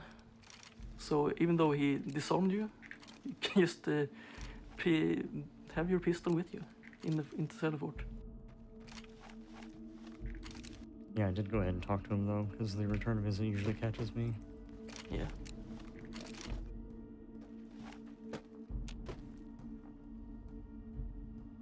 This is the only load screen where this little load ticker, I guess, at the bottom just freezes, and you can actually see your mouse move. Yeah, it's very strange load screen. Yeah, it Like, gives you I always like a think like the rush game of crashes or adrenaline. something, but no. It gives you like a rush of adrenaline almost, because like it feels like it's crashed, but it definitely didn't. You just have to put your faith in the game, which... È un grande onore per... Yeah, it's our first trip to the fort, and even though we killed a bunch of Legion guys and got vilified with them earlier, finishing Act 1 at the strip actually resets all your reputation. So if you were vilified with them earlier, you're now neutral with them again. And we use that very trait to like do all the NCR heavy quests first in the early game, and then reset our reputation so we can do Legion quests in the mid game. Very cleverly routed.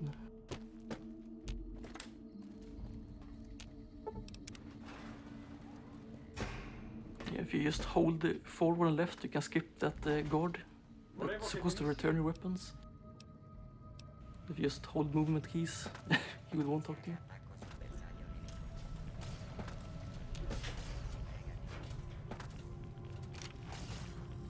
Here's the below the fort is a massive bunker with a bunch of robots in it, and Caesar wants us to destroy it, but little does he know we actually activate all the robots to grow Mr. House's army. But he will be none wiser.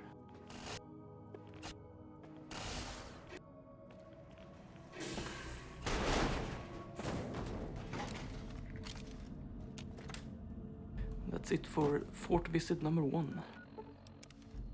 We'll go and recruit Veronica, some people's favorite companion.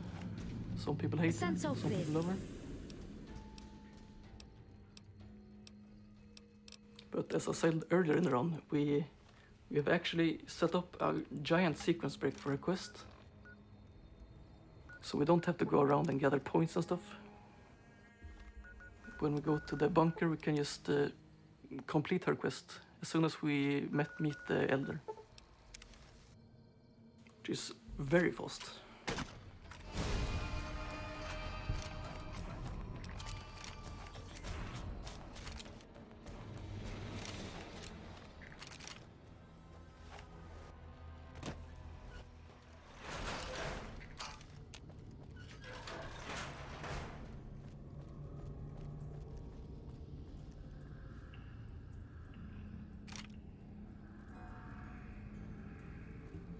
Yeah, part of getting a Veronica is getting a free entry to the bunker.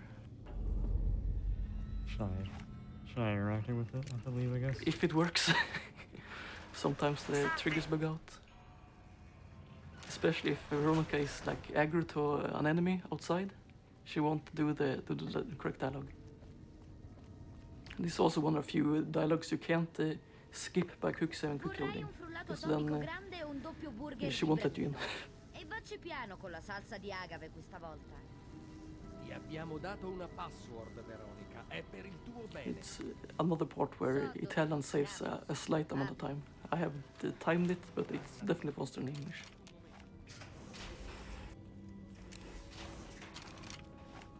Ascolta. And even though the brother is like wearing full power armor and stuff, they're really weak. They die in like one grenade.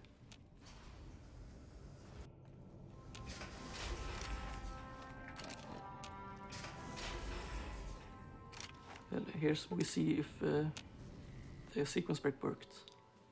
It seems like it did. Yeah. So we basically skipped all of Veronica's questline by activating Archimedes too early.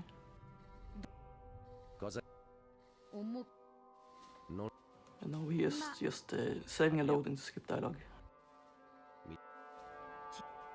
We'll actually side with the other elder, potential elder.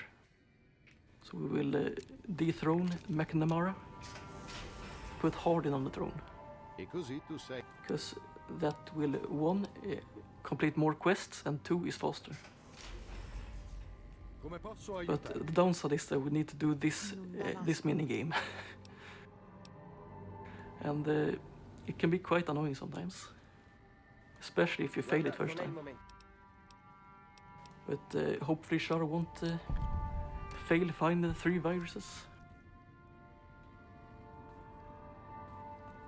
Non lavorare troppo là, Ibsen. Oh, sei tu, Veronica. Ciao. You need to wait for him to say his dialogue until you can check the computers, because the virus won't spawn until he says that line. Trova I terminali che ha col... So here we need to find 3 computers with the virus on it. It's having quite bad luck so far. There's 1 out of 3. 2 out of 3, nice, nice.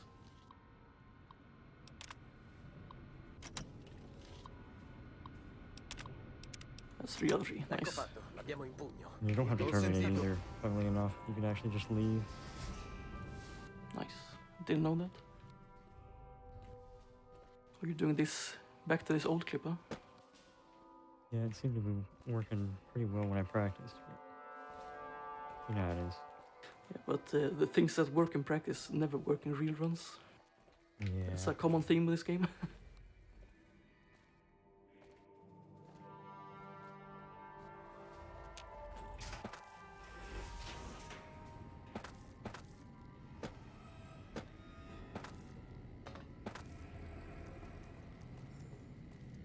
Yeah, you leave to complete the final part of Veronica's questline. Abbiamo sentito If you were really masochistic, you could actually do a really tight trigger, like overlap. So you only need to leave the bunker once. Senti, But it's very hard and will more likely like lose your time than save your time. Yeah, we'll go ahead and get rid of Veronica now, because here in a few minutes we're going to do something that she definitely does not like.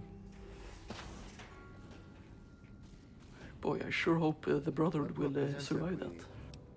That they won't be... I'm sure Eddie will. Eddie is our boy, so he'll survive everything.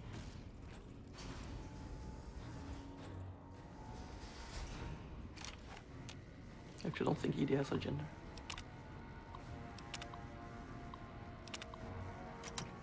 But yeah, this quest is pretty poorly designed, because you need to go back and forth to the top of the bunker and back to the bottom of the bunker several times. It's just such a drag, especially like when you're this far into the run, you're like tired. You're back and up again.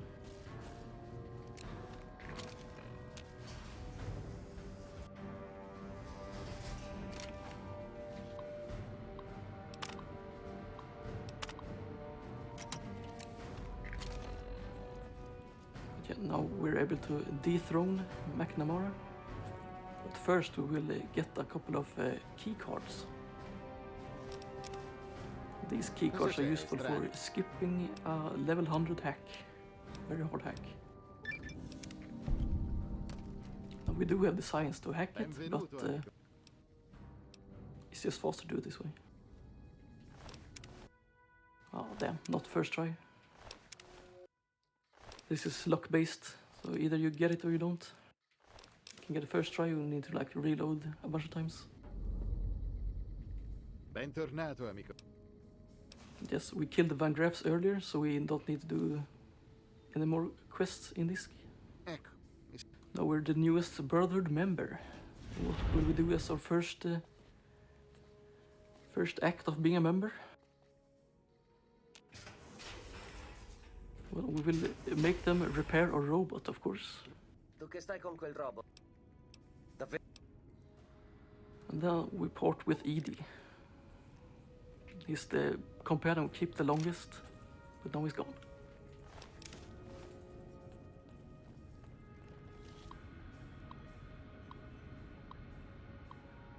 Oh, what are The you usual doing? terms of service. No. What are you doing? Oh no. what you just do. You just activate had the to be done. self-destruct terminal.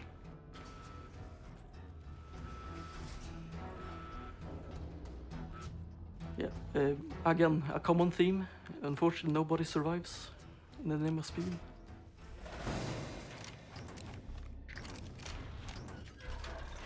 Actually, there's no way to save them because you need to remove the Brotherhood in order to finish House's quest line, which is a main quest.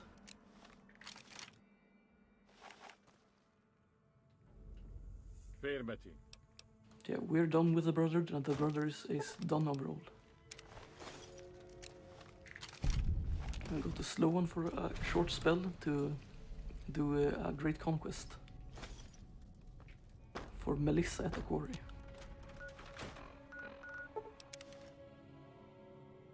And now we recruit Cass and turn in a bunch of quests we have backed up in the log at the Mojave outpost.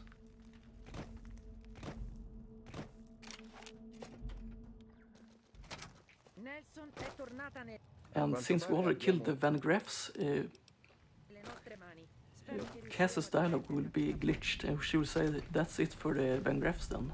Let's go loot this place, even though she never was at the Van Graffs. Sei un corriere?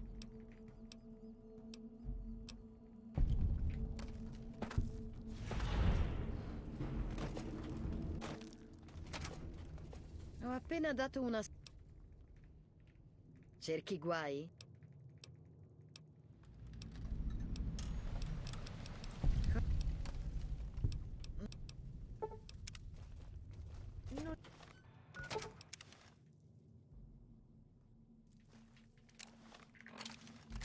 And do the Mojave outpost quest. We'll kill ants on the highway here. Become an air bomber. Yeah, I didn't mean to get that launch, but sure looked cool though. Yeah, the only downside is that sometimes when you have projectiles in the air and quick save and quick load, the projectile just disappears. It's quite annoying. Yeah, it's at random too. There's like no consistency. I think it's to like it. if it's close to the ground and if you use kill, then it disappears. Apprezzo il tuo aiuto. It might be random too.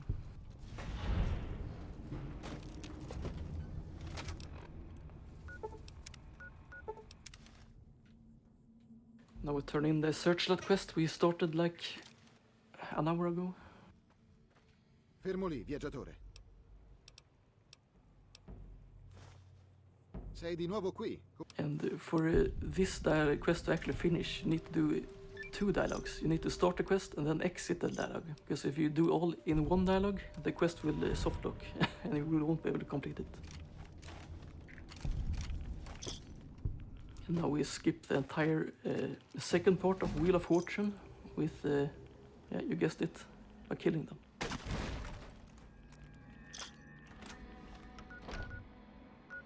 The story is that like they are gonna betray you anyway at the end of the quest, so the quest complete trigger is active from that point forward.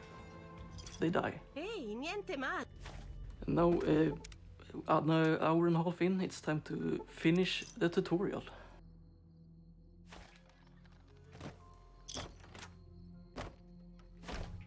Basta con le... Beh, di certo non pa... Those pesky powder gangers have been causing trouble in Goat Springs. And Ringo is forced to hide out in the gas station. Hey, Cheryl, will you play Caravan? vicino. No. No? No, I will not play Caravan. Damn, dude. I'm not very good at that. Not even one game of Caravan for the fans. Ehi là! No. Too out of the way for me, unfortunately. It also wouldn't help at all because I don't know how to play Caravan. And that would take quite a long time. Quindi che succede? È tempo My di go-to svegliarsi. strategy to get the achievement back in the day was just to quick save, go do Caravan, hope I win, forget to loot the stealth. Yeah, so that's a really cool trick. Whenever you exit, if you wait that 1 hour, it actually speeds them up from walking all the way that length, that distance. Yeah, And so that way whenever you fast travel, whenever you fast travel, they're all right there for E your ora grenade cosa launcher. vuoi? And then I picked up that stealth boy because we're needed. I think you broke a leg. Yeah. Yeah. And now we finally get the final eggs for Red Lucy. Hope the Mother Deathclaw doesn't slap us in the back. This is one of the few cases where we actually want a launch to get out of the quarry. But of course, when you want a launch, the game won't give it to you.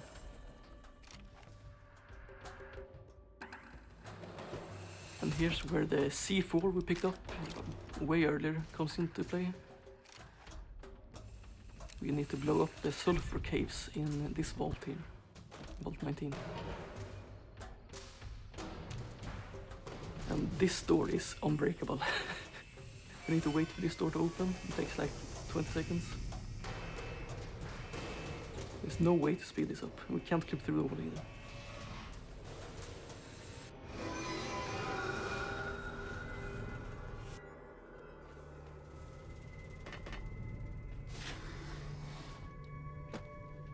You need to be very careful on how you complete this quest, because if you tell these guys to go over to the Great Khans, you actually lose so much time. Because you need to talk to Papa Khan and stuff, instead of just completing it right then and there. So you want them to turn themselves into NC1. Pick up a sneaky little C4 there on the ground. And this is pretty cool. You trigger the bomb explosion from out of bounds by doing a dash in the out of bounds area. It's quite tricky because you slide off the rocks and hit like the COC trigger, which teleports you back to the start of the area. But Char got it in the end. A couple tries.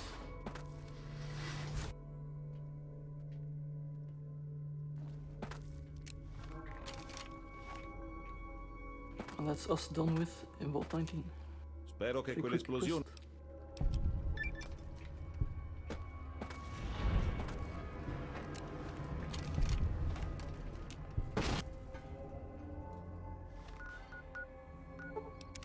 Some more fast travel shenanigans to speed up the time, to have a more favorable time of day. Yeah, NPC management and scheduling. Because if we didn't do that, these guys would be in bed. Hai fatto la and consegna? it'd take more time to wake up. E non...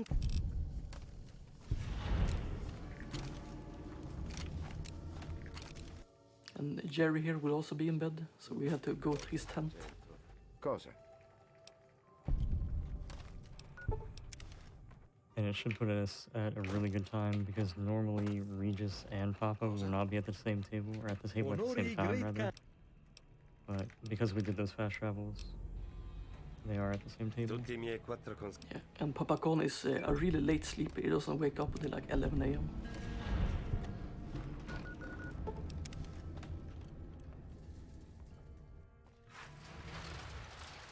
I feel like the quest that we're about to do is pretty memorable. The Star Bottle Cap quest. Wow. Is it memorable? Maybe. Sono felice del But the actual Star Bottle Cap, the collection quest, is actually an automatic failure. You cannot complete that quest no matter what you do. So that skips us having to collect any blue Star Bottle Caps at all.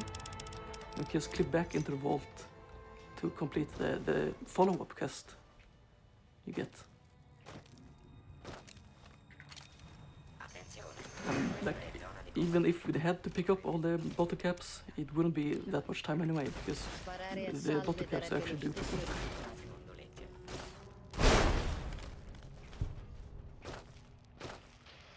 Yeah, I think it's pretty funny that we actually do this quest, or we even come to this area without ever talking to Malcolm Holmes. It just comes up out of nowhere in your casual playthroughs. Yeah, an unintentional jump scare for most people.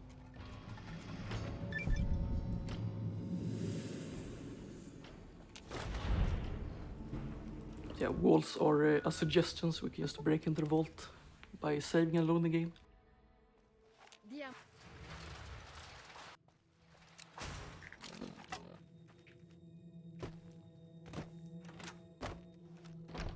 And unfortunately for Alice McLafferty, she decided to sell out Cass's caravan. So she doesn't get to live. But she's a bit sneaky and won't sit in her chair like she's supposed to.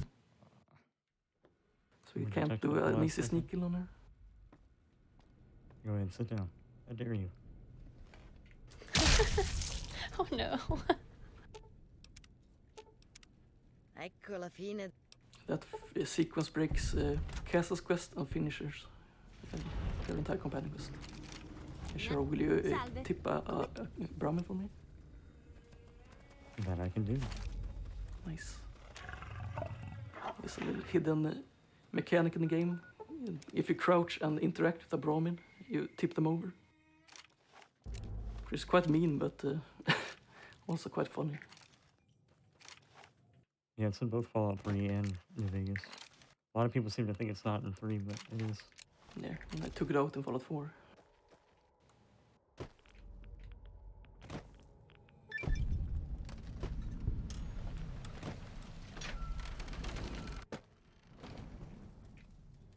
And Vault 34 is actually one of the most what should we call it, relaxing reroute we've done, because we used to have to hack 2 terminals that are very hard, but if you reroute it like this, we don't have to hack them, and we can just pick up the passwords, and it's just as fast as hacking the terminals. But the passwords have a weird spawn trigger, because you actually need to drop down through that hole and go through the corridors to have the password spawn. So we can't just go out of bounds instantly. So we need to go through that hallway to make the password spawn. Do some out of bounds swimming.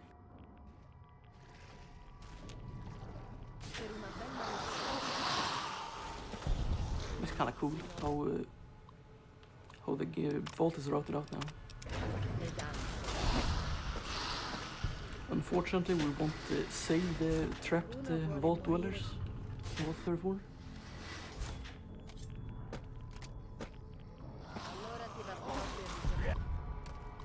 But we will complete the quest without ever getting it in the first place. Get the final trigger.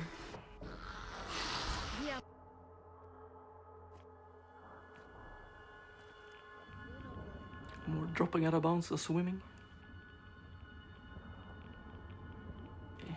Shark can actually swim where there is no water, because you keep the swimming animation for a short while after you leave out of bounds water. So you can swim where there is no water. Is this similar to the dash where you have to hold forward for the break? Yes, actually. Because if you stop holding W, you will just fall through the floor. Okay, yeah. Everything has to do with animations of your character.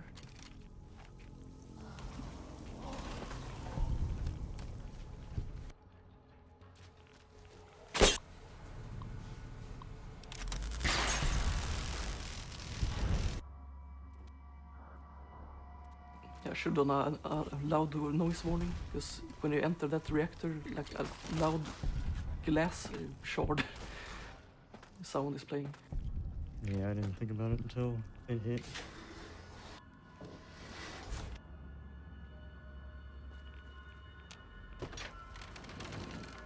And animal friend comes in handy here, because the golden geckos are friendly to us, so we can just fast her away.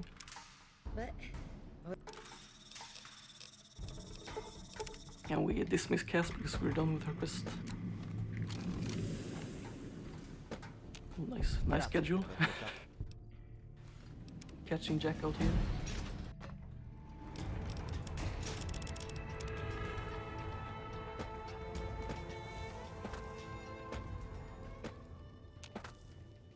Sarà un sogno di...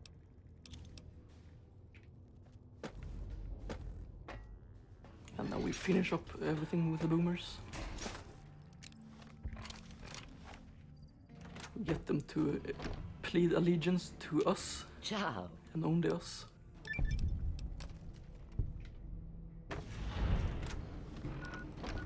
Which is quite funny in a dialogue line later on, because you tell the NCR ambassador that the boomers have vowed to help me.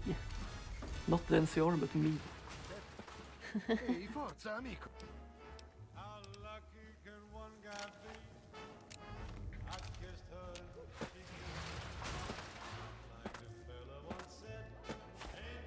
Yeah, now we start strip 2, and it's a bunch with Carlitos and Joanna, and we pick up the quest from Michelangelo, which is an artist on the strip.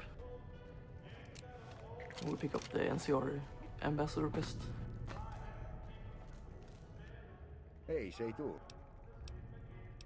Don't forget about the finger of suspicion. This quest is very easy to forget. Back in Yeah, it Vault really 22. is. Non sono affari tuoi.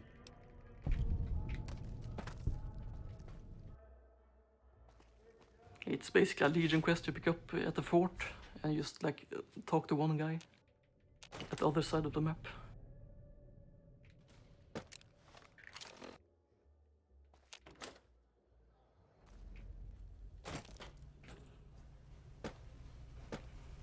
Now Michelangelo is really lazy and usually just sleeps all day.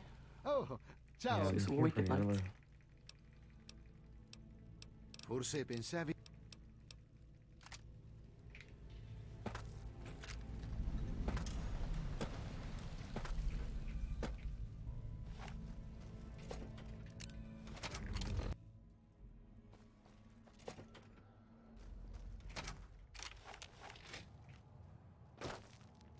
And when you have the NCR ambassador quest to meet the ambassador, he will always sit in his chair.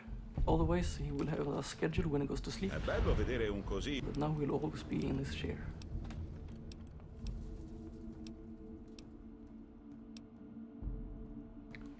But yeah, we completed the first part of his quest, and now we go to the second, King's Gambit, where you need to solve the situation with the kings in Freeside.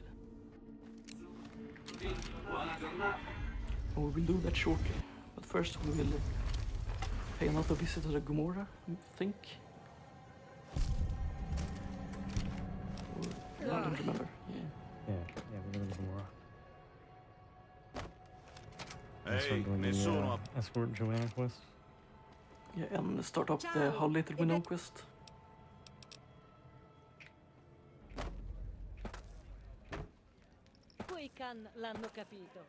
And also, one thing that's quite unfortunate is that killing a character here is not faster because you skip the character Ho overall. saputo che hai fatto But domande. the character is a real scumbag and honestly does not deserve to live. But, well, we never interact with him.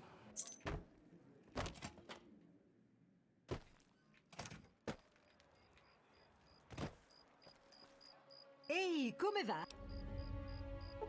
But yeah, to start this quest, we needed to be midnight. And that's where the scheduling earlier also came in handy. We'll need to wait a couple hours here. Ehi, come va? Ehi, come va? And while Joanna makes her way to the front of the casino, we do the other quest. How little we know. We tell Troik to solve his gun shipment or whatever. Bentornato al Gomorra. Trovati una ragazza o un ragazzo. Chi sei?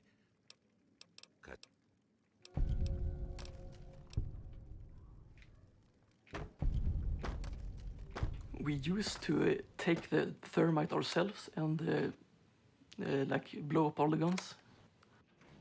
That allowed us to get weapons into the casino, but we can skip that now that we have the back door through the courtyard.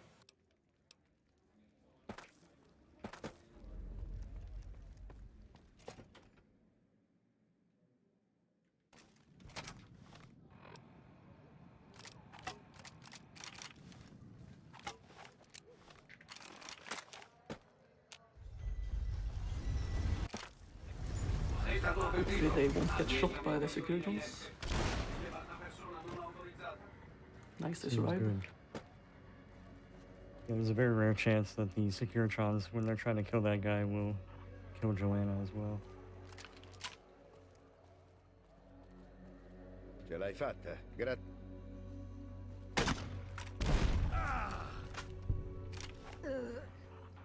Non so come ci siamo.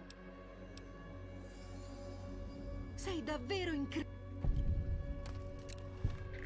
Yeah, that's strip 2 done. Now we go on to free side 2, Ehi, qualcuno è appena arrivato which is solving the King's Quest.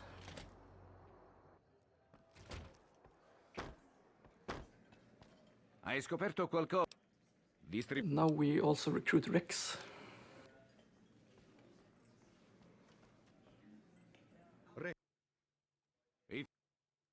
Nei pressi della stazione ferroviaria. Yeah, you can't skip this final dialogue either, because otherwise it softlocks you. You stay on in place here forever.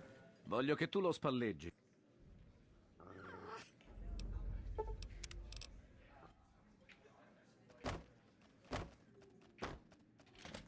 And normally we shouldn't be able to, I don't know, are going to solve it peacefully, or are you going to... Yeah, I'll solve it peacefully. I'm trying to get the launch.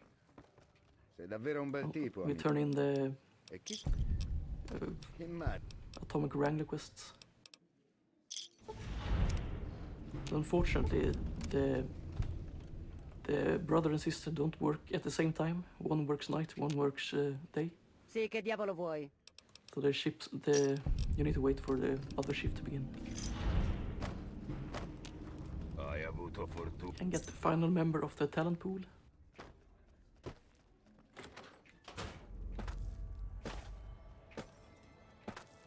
But anyway, normally we won't be able to solve this peacefully, because we didn't go through the right triggers at the followers.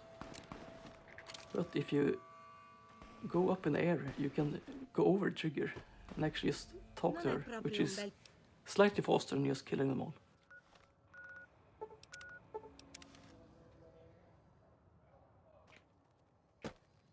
And also saves us getting hostile with NCR, like fairly negative rep.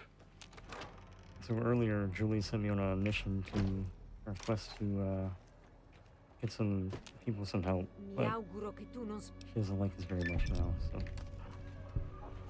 yeah, we tell her that we help the addicts, and she just says, "You didn't help them at all. They're dead." Yeah, there's like a random group of different dialogue options. A couple of them are like, "Shouldn't you be out there drowning kittens?" or a couple other mean things. Yeah, basically we're a very bad guy now. Yeah. She doesn't forget things, I guess.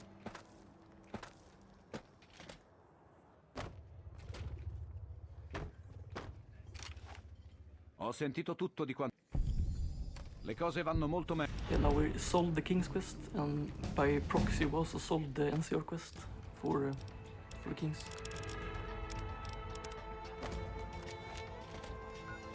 And that's free side 2 done, and now we do Michael Anglo's quest. That is going around to different locations and just taking pictures. This is also good to do now, because we need time to pass for Edie's quest to finish. So fast traveling around is very good. And again, you can pull out your Pip-Boy and drop weapons before the guard talks to you, to keep your gun. Which is very beneficial for the speed, of course, because we use the gun to do the real dashing.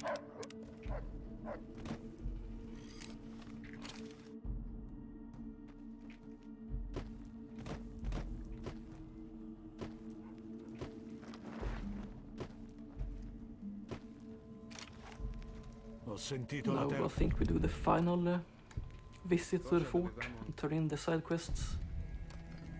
Unfortunately, the next part of the Caesar quest line is exclusive to all other parts of the main quests. So unfortunately we can't do them.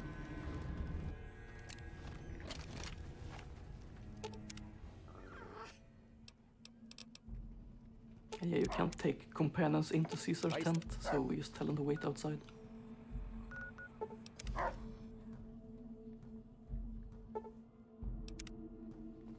And this trigger is very peculiar. It's very tricky. Nonostante tu non faccia... Because this guy only spawns here, and he only spawns once.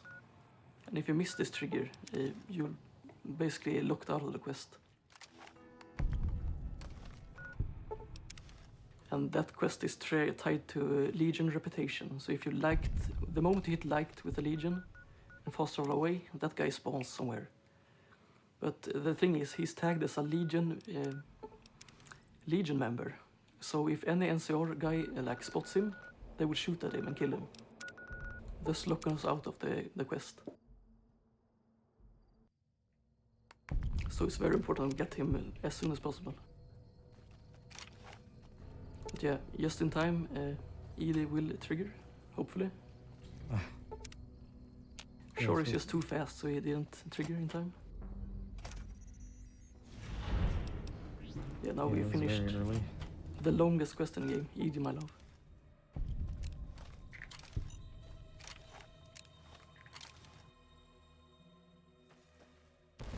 The camera he holds is for the classic inspiration quest. You basically need to take a picture of several landmarks around the map. Sono il luogotenente.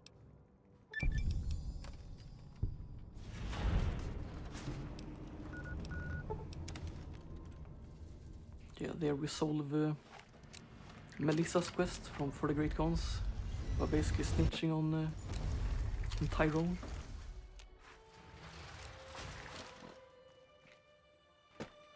La strip non è un brutto posto.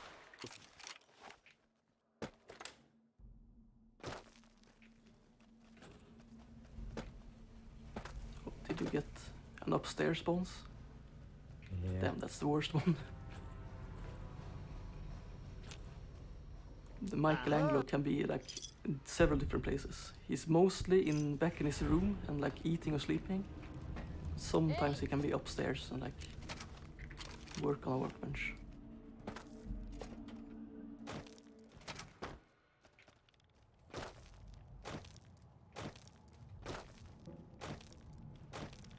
Ah, ciao.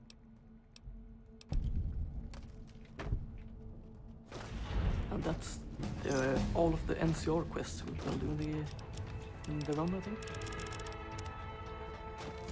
There is the President quest, but we actually do that for Mr. House. We get that from Mr. House. Not from any NCR member. Okay, so Yes Man quests, the fail-safe main quest line.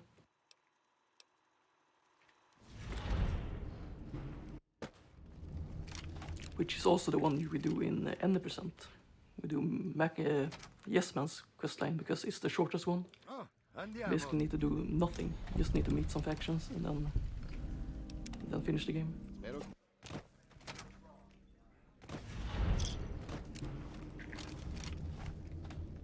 Now we go to the Gomorrah, through the back door again.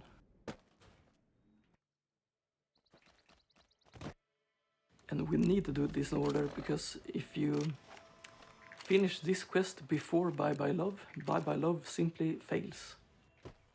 So you need to do at least 3 trips to the Gomorrah. Quei delinquenti di Crusader non meritano. Also the entire reason why we split up the strip in 3 trips.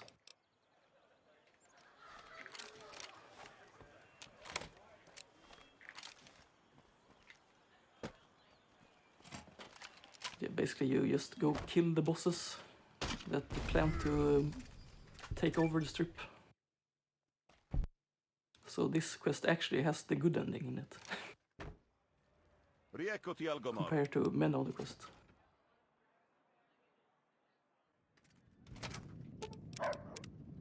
Ok. I'm gonna go ahead and do another reset. My frames are getting a little choppy.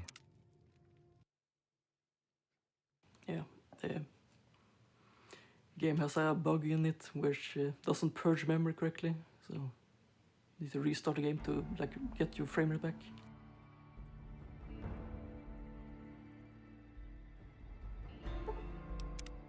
that bug is fixed with mods, but we don't allow modifications in the speedrun.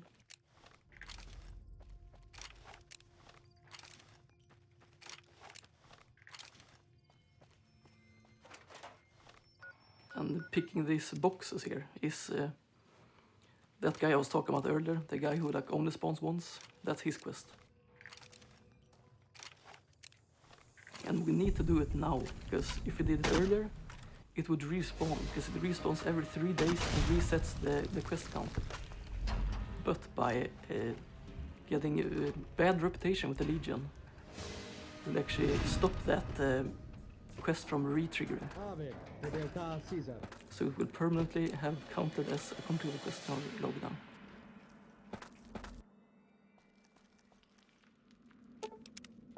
So if you remember at the strip, I left my companions behind, and that's because whenever they spawn in this area, for whatever reason, the Caesar's Legion at the very bottom part of the cave, they don't really follow the rules. They're mad no matter what. At least my companions. So leaving them behind at the strip just completely negates the Caesar's Legion from getting too mad at me to the point where I cannot complete this part of the quest. Yeah, and notice They how get too mad. we just untied the prisoners. We didn't unlock the cages. So we tell the private Reynolds here that we got them out safe. Which I don't quite think is the correct solve, but what works, works.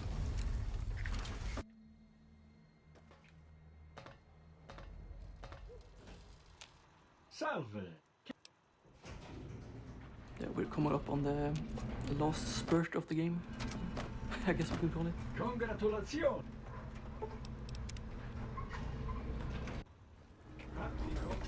And now we meet Mr. House for the first time. And turn in all of the quests. After a small visit to the basement. Which we skip most of by quick 7 quick loading and waiting 13 times.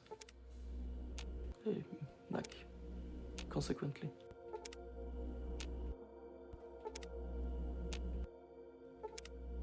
You quick 7 quick load to skip dialogue and wait to make like the robots animations play out.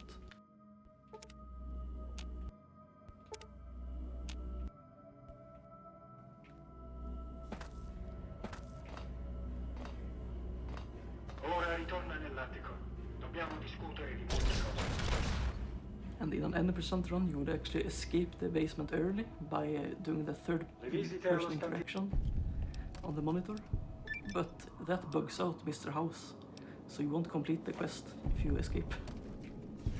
Escape early. Yeah, and just that talking segment right there after you leave the basement, that turns in like, I think it's 5 or 6 quests. Yeah. Scusa, ma sei tu?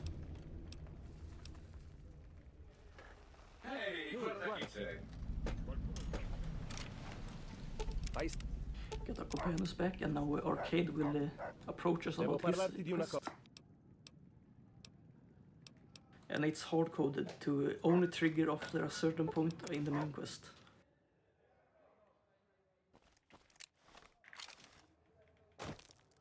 We'll basically go around and collect all his old pals from the Enclave.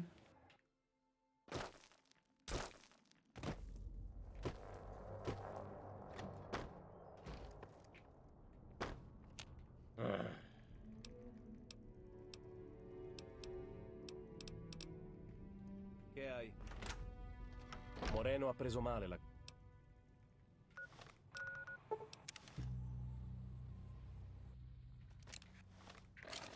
And there's like 5 of them, I think. And, Yep, 5.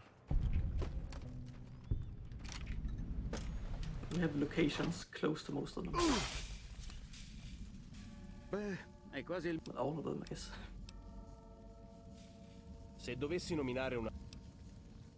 Yeah, they're placed in really convenient locations as well. Like, I think 3 of them are already in places that we've already been to. Yeah, I think they were like meant to be placed in areas that would work like seem to be normal NPCs, but they were actually like Enclave members.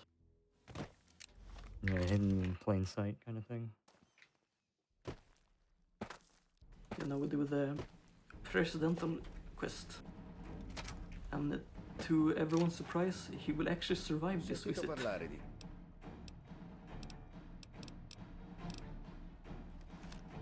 Bello sarò.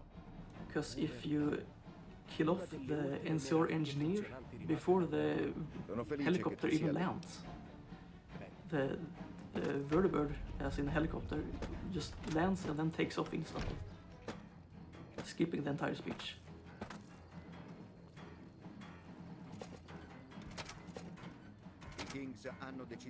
Doing this peculiar movement skips so the soldier there walking around. But if you stand close to him, he stops and starts talking to you. So you wanna like hold a wide space.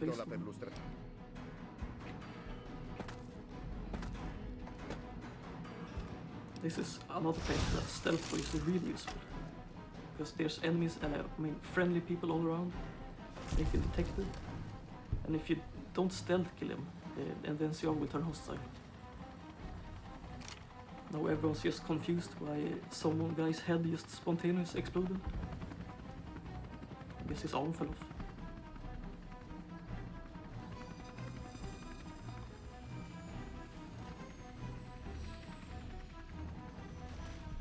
I don't know why she stands there. She just runs in the middle and just stands there. Killing him. Goofy. There's another fun little thing we can't show, but the vertebra actually scales down the further away it goes. It becomes smaller and smaller. It's not a visual like illusion.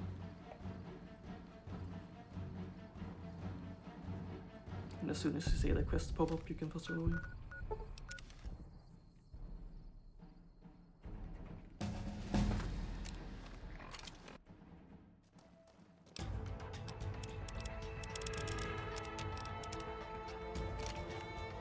Ottimo tempo.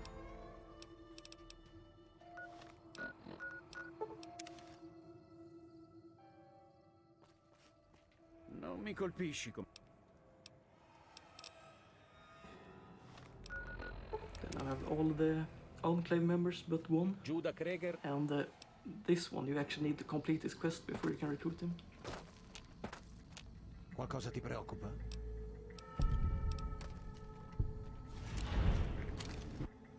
And he also has a quest for Rex. So if you do Arcade's quest before Rex's quest, you get locked down on Rex's quest.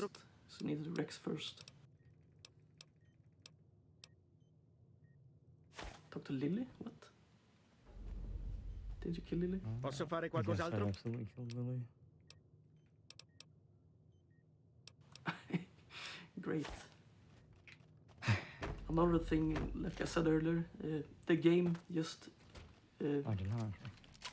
makes you lose time. She's alive. She's alive? Oh, she didn't kill her. She survived. Interesting. An unfortunate time loss. That quest was to fail. Which quest? Guess who I saw today? No, that's not supposed to fail. I guess you just have to sit through the cutscene then. Oh no! This is a disaster actually. He has now locked himself out of getting 96 quests. Didn't pop up that time. Oh. Posso fare qualcos'altro?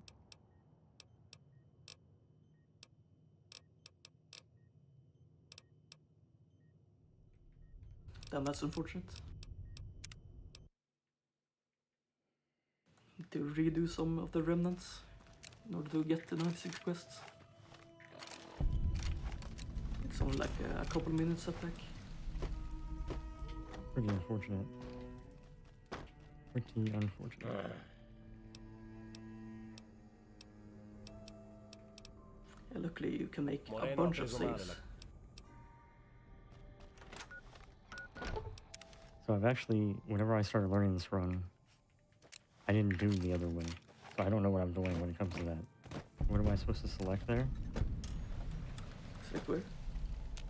Whenever we're talking to Henry about Lily. Just, I'll talk to Lily then, and go get Lily, and like go back and wait through the cutscene. Just kill the cutscene and quest completes. No, you talk to the other angry Night King first, then you return.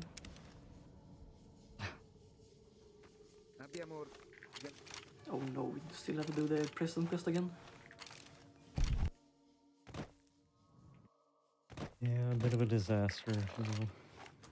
This game is throwing you quite a few curveballs today. Yeah. It's one of those categories where if something goes wrong, it's pretty much just a reset. That's why I have all the saves that I do. Just in case something breaks. Yeah, that's fair.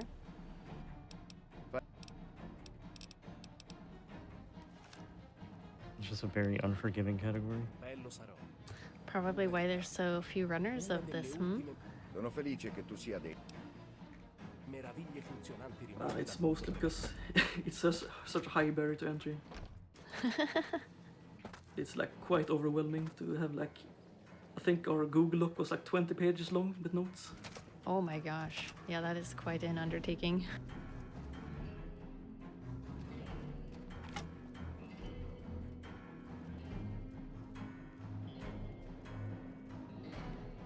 Hai finito la perlustrazione?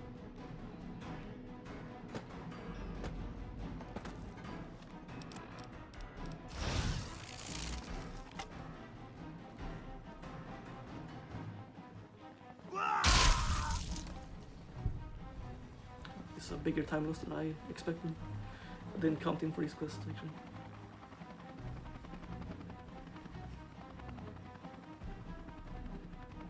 You know, when I made these saves, I'm pretty sure I killed Lily. So I can't help but wonder if she just somehow resurrected or something. Don't think that's possible. She had like half head, so it probably hit her, but the last grenade killed her or something. Yeah, it might have been just a quick save, quick load. She got knocked down and didn't die. Yeah.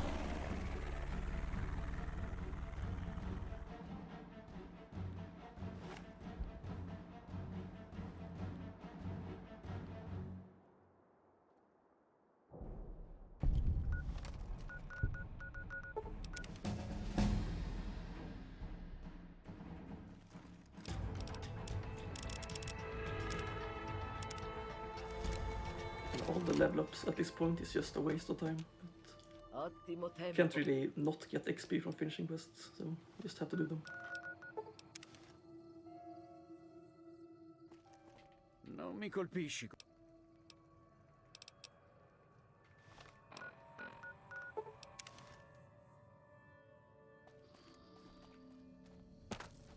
Qualcosa ti preoccupa? Is Lily alive or? Are you sure she can't resurrect? No, we're back at the point where we had to. Posso fare backtrack. qualcos'altro? This was supposed to happen.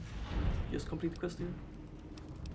Give Rex a new brain. Posso fare Picked qualcos'altro? up like several weeks ago in game time. It's just been sitting in our backpack. Il dottor Henry è sempre... I'm actually baffled. I don't know what happened. I'm like trying to process it in my head. Like, what happened? Aw. I know you probably will say no, but if you do need to get up and like stretch for a moment and think no, you're... I'm fine. Okay, I was like, you're more than welcome to. There's another downside of this category, I guess. There's no downtime. Felice di vedere che sei arrivato. There's no like big cutscenes that you can relax in. Non sono Focus venuto time. fino a... No. Moreno è uno... Which for some might be like a Apprezzo che... good thing. Grazie di quello che hai. Che hai? Saremo pronti, no? And with the good positioning, you can get them all there in one try. One like member of the Enclave is supposed to run out and get his armor. If you position yourself correctly, you can talk to him instantly.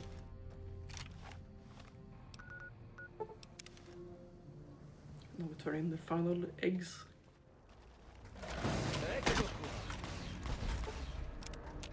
And complete the Thorns quest. The Thorn is only open from like 5 or 6 a.m. forward.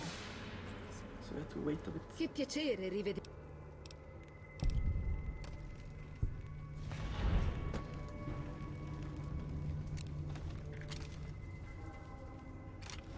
I think that's all of the side quests done. Yep, now it's just the ending. Home stretch. The endings left. Yes, that I said the endings. Let's complete 2 endings in this one.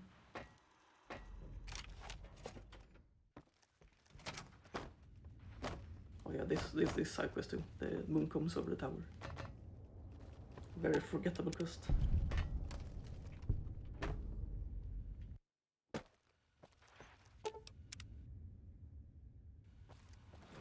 Attenzione, il presidente Se non fosse per te,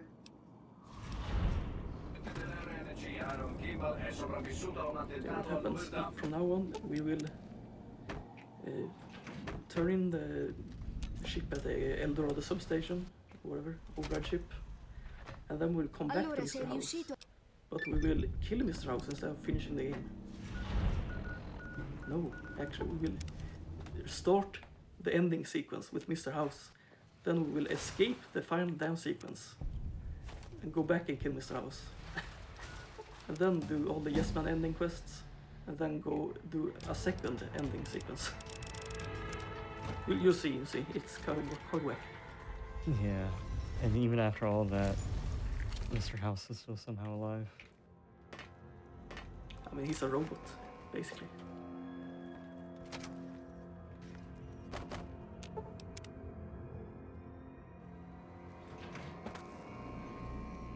come puoi vedere,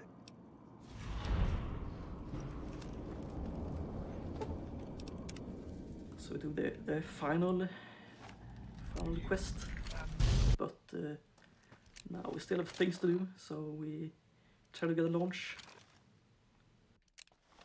But again, when you actually want a launch, the game won't give it to you. Rough. I think you're a bit too close, actually. Oh, there we go. And there's giant invisible walls there, but we can just get the launch up in the air and do an air dash to get over them. And right now our fast travel is blocked, so we can't fast travel anywhere. So we need to manually go back to the strip. And here's where an infinite dash would save time, but it's quite annoying to set up, so we're gonna skip that for now. Yeah, and also may warrant another crash, and I feel like I've lost enough time.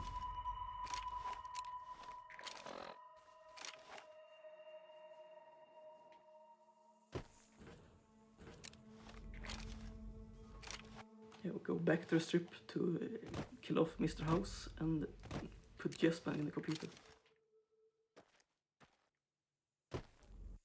Which completes us like 3 extra quests, I think. 2, 3. And we kill this Securitron here because he can stand in our way. Oh, okay, that apparently died. I guess so.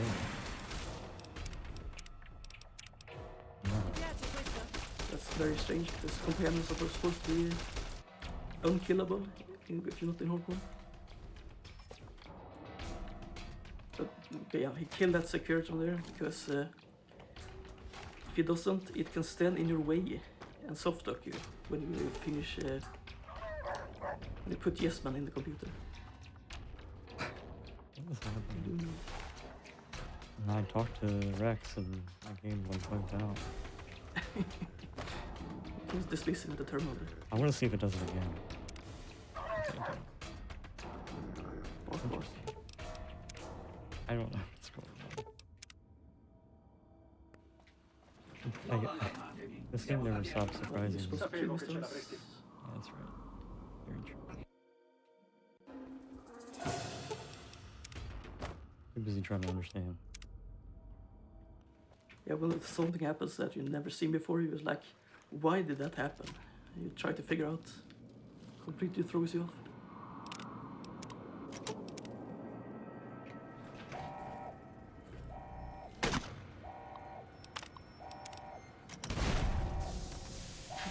spoiler there, Mr. House died. I'm sure he won't come back anytime soon.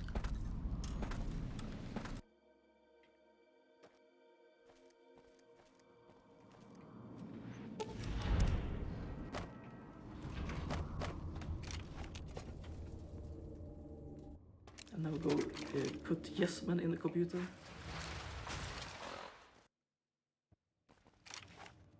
All for finishing more quests. Ehi, ciao ancora!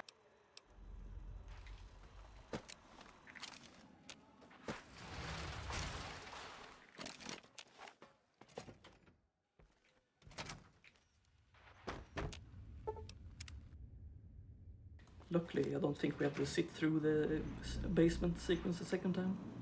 No, we do not. No. Ciao! Questo And he'll just send us straight to them again.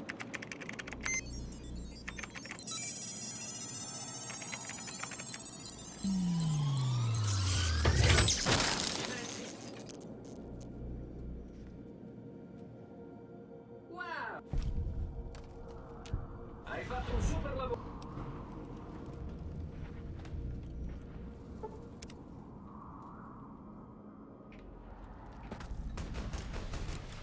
Okay, here's the second time at the dam.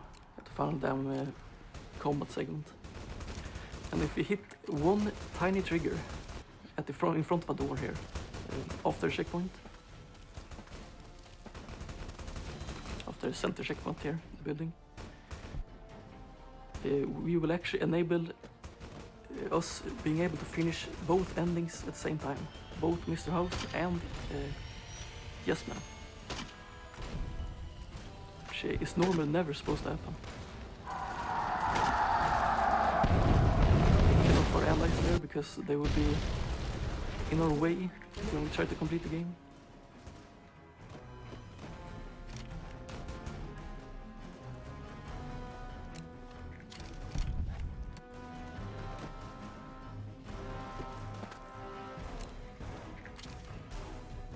Yeah, we don't fight the legate because talking me down is much faster. We have 100 speech, so everything just goes by.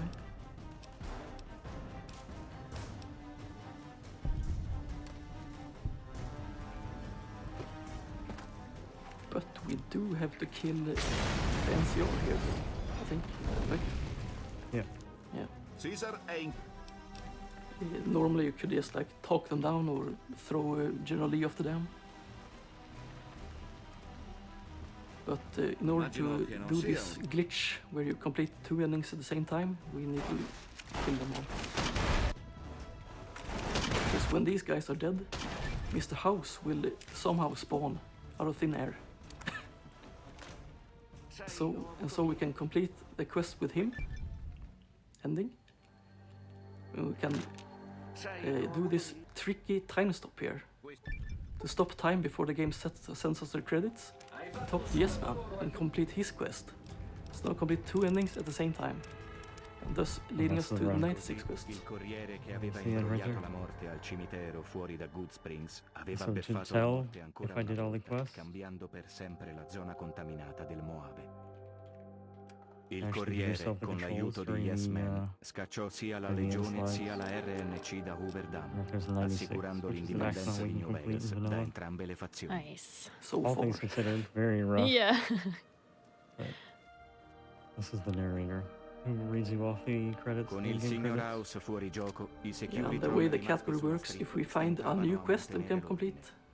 all the current times are getting wiped, and the max quest is 97. Quando si estinsero gli incendi, New Vegas rimase Just in happened, piedi I think, assumendo once il suo since I ruolo di started going potenza runs. It was indipendente from nel Moave. it was 94 Paladino quests, degli wasn't it? ideali di No, it's indipendenza. 95. First il corriere time it was passò alla 93, storia come il then it became fondatore di una 95, New then Vegas 96. veramente indipendente. Yeah, I started Era running during the stato lui a 95 porre fine max alla quest era. tirannia del signor House e a far sì And che né la radio legione di found Caesar that né every la time stop and get RNC another si quest in. rimpossessassero mai più di New Vegas. And you also killed the narrator, actually. And just in the credits. Another casualty of the run, the Another narrator. one. Well, it seems like it was throwing you a couple of loops there, but thank you very much for running the game, Shara. Yeah, thank you for the opportunity to show off such a wonderful masterpiece. Fallout New Vegas, everybody. Shara, do you have any shout-outs or anything that you'd like to give before we go to the next game?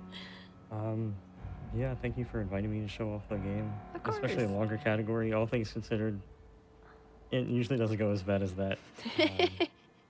Thank you to Kong. He's the brains to my speedrunning brawn. Aw. I probably wouldn't have Thanks for talked as having much us. Yeah, thank you so much. without having that. And if all of you did enjoy the run, please make sure you follow our runner. That is twitch.tv/Sharo with an underscore, as well as our commentator for today. That was Kung Cobra, twitch.tv/Kung Cobra. Thank you both so much. We are getting to set up for the next game here, which will be Mass Effect 2. But a big thank you to all of our subscribers for making this show and other Hotfix shows possible.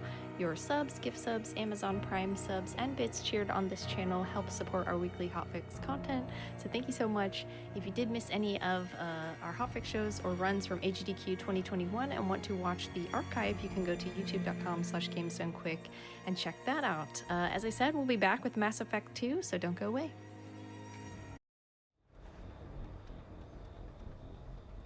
Hello everyone, and welcome back to Time Capsule here on the Games Done Quick Twitch channel, the show where we travel back in time to your favorite years in gaming and speedrun our way through popular or influential games released in a particular year. Tonight we are taking a look at games from the year 2010, and right now I have Tentacle Pie ready to run Mass Effect 2 with commentary by Strife the Historian. Welcome to the stream. How are you?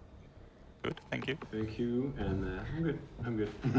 Awesome. Well, would you like to tell us about our plan for tonight? Sure. I'm Strife. I'll be commentating, and just introducing right now. So we're gonna play Mass Effect 2. The category is New Game Plus with DLC. So New Game Plus just explain itself really. And with DLC doesn't mean that we play DLCs. It means that we use DLC content to finish the run faster, which means that we're going to use DLC weapons and we're going to take DLC squad mates, which are much faster to take than normal squad mates. Other than that, we're just going to run through the game really fast, right? Yes, that's preferable. Yeah. But yeah, I'll let Tanti take over just for countdown and stuff, and then we can start talking about game tech and all that. Yeah, I'm ready to count down. Yeah, go for it. 3, 2, 1, go. All right. Good luck. Thank you. So first, as you can see, we are Sonic.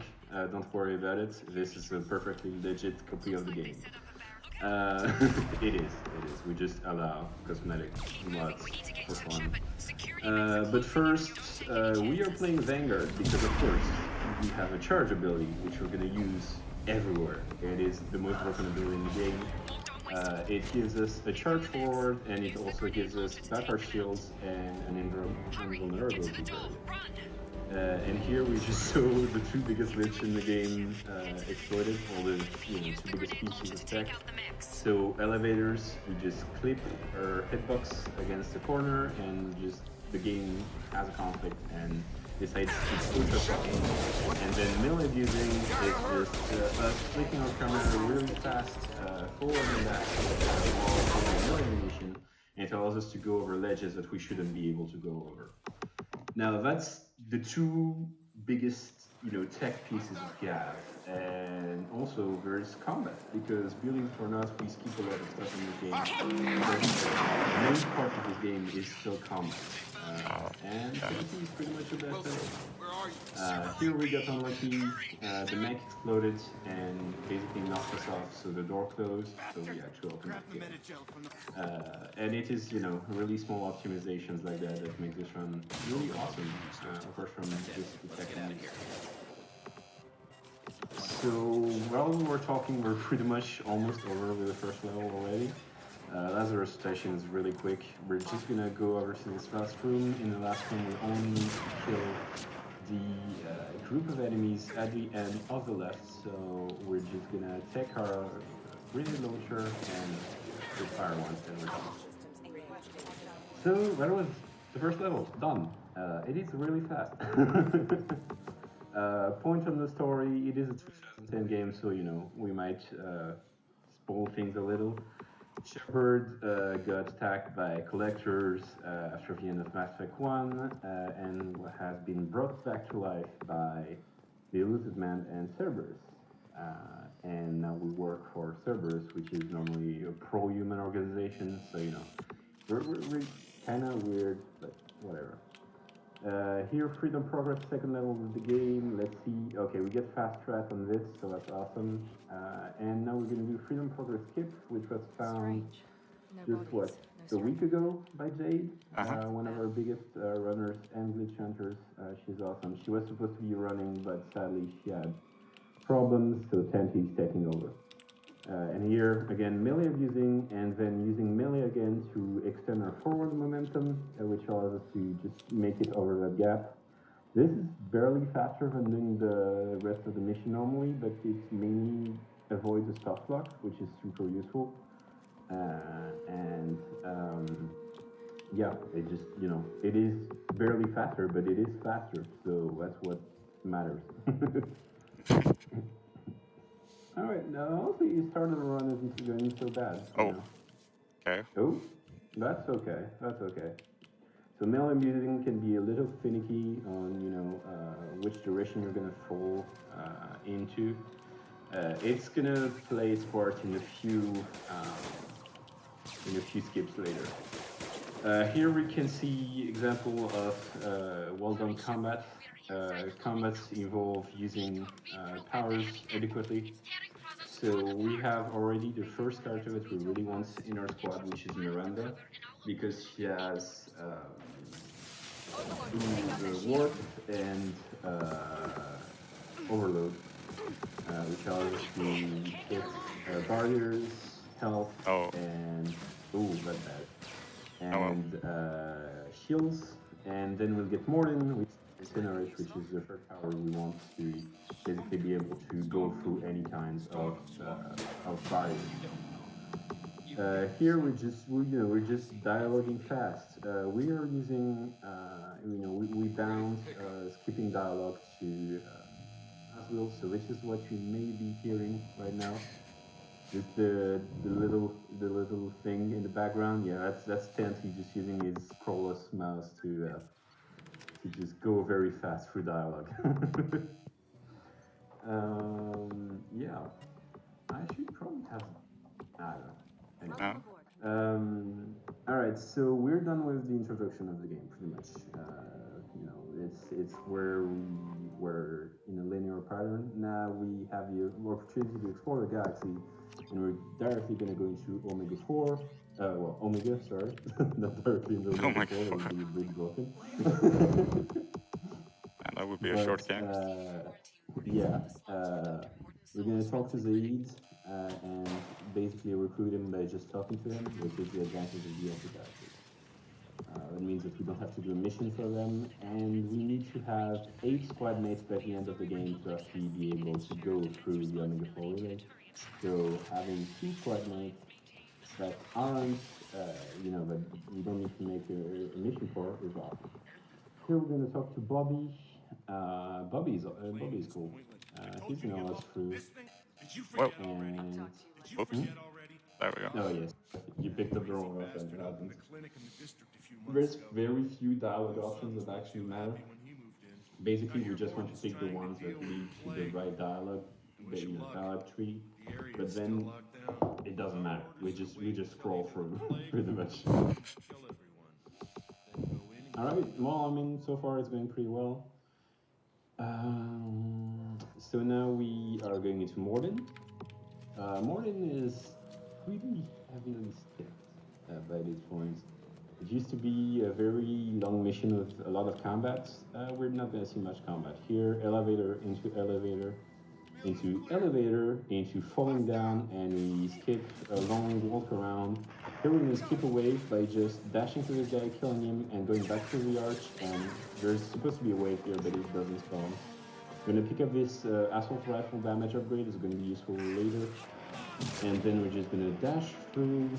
And, just don't mind us people, we just dashing through. Flamethrower can be a bit annoying, but once we pass this arch, all the enemies despawn, so, it's fine. Here, we're going to do more than clinic skip.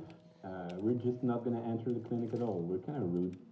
But, you know, Maureen forgives us and just going this anyway.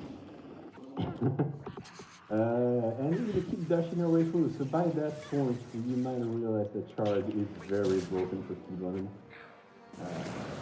It is cool that this ability exists, because otherwise this game would be really slow.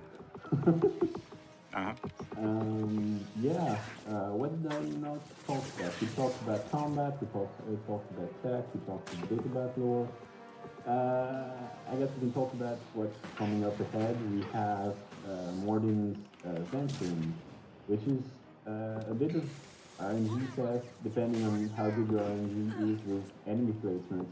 We can win or lose up to 20 seconds because it is a big room and we want to charge through as efficiently as possible, but we cannot manipulate enemies to get to the place we would like them to be. So it is, you know, just luck. Oh, damn it. No, nothing? Oh, I wanted to charge to the middle guy. Oh yeah, it happens. So you don't get rocket launcher. Yeah, it's okay.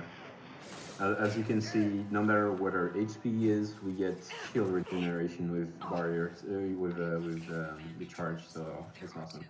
Here we got unlucky in the first room, no enemies spawned, while normally there should be 2 enemies spawning, which means that we cannot charge to them, so it is slow. It's just really RNG. I got a lucky one at least. Yeah. I have a bit of a delay, so I'm... Oh, okay. Yeah. It's small. It's a few seconds, that's all. Alright, so that's more than done. Then we're gonna head up into Garrus's mission. What am I forgetting? I'm sure I'm forgetting things. What could we talk about? Well, I did fail a charge. Yeah, so basically when you try to charge to someone, the game is going to check if he can find a path to this target, and if he cannot, he will either not let you charge at all or fail the charge, which is a really weird mechanic, and it can cost a bit of time because of course it eats your cooldown, but you know, it doesn't let you charge. Here we're going to pick up the only 2 upgrades of the game, the assault rifle damage upgrade that we picked up, and the heavy weapon ammo upgrade, which is the most important one because it allows us to do more things with the cane, which is the best weapon in the game, and one of the reasons that we play Vegan Plus is to have the cane early. The cane basically is a mini nuke launcher, allows us to do 10,000 damage flat in an AoE, and basically it makes every boss in the game almost just a joke. Really just a joke. Alright, we are coming through to talk to Arya. Arya's cool. She's gonna give us information on where our buddy Archangel is. Archangel ends up being Garrus from the first game. And here we have the only example of a modification that we did instantly for the speedrun. This Batarian that we talked to in the Merc hideout is very sexist, and there's a renegade interrupt to basically shut him down that loses 4.6 seconds if you are a FemChap or, you know, a chef lead. So we removed that interrupt from the game just for, you know, inclusivity's sake, and because, you know, you should be able to run FemChap or Chef Blue no matter what, so now you can choose freely without any issue. Yeah, that's the reason why I ran Male Shep, and no, when I ran Male Shep back in the day, I made him super ugly just for the fun because I couldn't play FemChap. Yeah, that's true. So here we have Garrus Skip. Garrus Skip is really cool. It basically allows us to skip the entire discussion with Katka. If you played the game before, you know what I'm talking about. And it is quite hard because it's the only elevator in the game that we do in non-combat mode, so exploration mode. And you have way less accuracy when you're in exploration mode. So it can take a while, but Tenty generally is pretty good with it, so it shouldn't be a problem. Oh no. I'm jinxing you. I'm jinxing you. There we go. Ah, you got it. You get it second try. That's perfectly fine. All right, and since we are coming up to it, so here we're just gonna kill the enemies pretty quickly. But I'll let you explain, you know, Garrus Wave skip. Yeah. You have a better hang of it. Oh. Okay. Ooh. Okay, somebody else. Oh. No, unlucky. It's fine. But yeah, I'll let you explain the wave skip. Yeah. So basically, we're gonna manipulate this whole wave fight by letting the mercenaries come into the base, and that triggers something, at least. So. Basically, this skip is the first skip that was ever found in the game. It wasn't actually found by us. It was given to us by a Bioware. Not able to defeat the first. And basically, it's a failsafe. If you are not able to defeat the first wave in time, you know, before the mercs get into the base, they're basically telling you, you're bad, we're gonna remove a wave. You're welcome. Okay, so now I wait 10 seconds, 3 more seconds. Okay, he's rolling.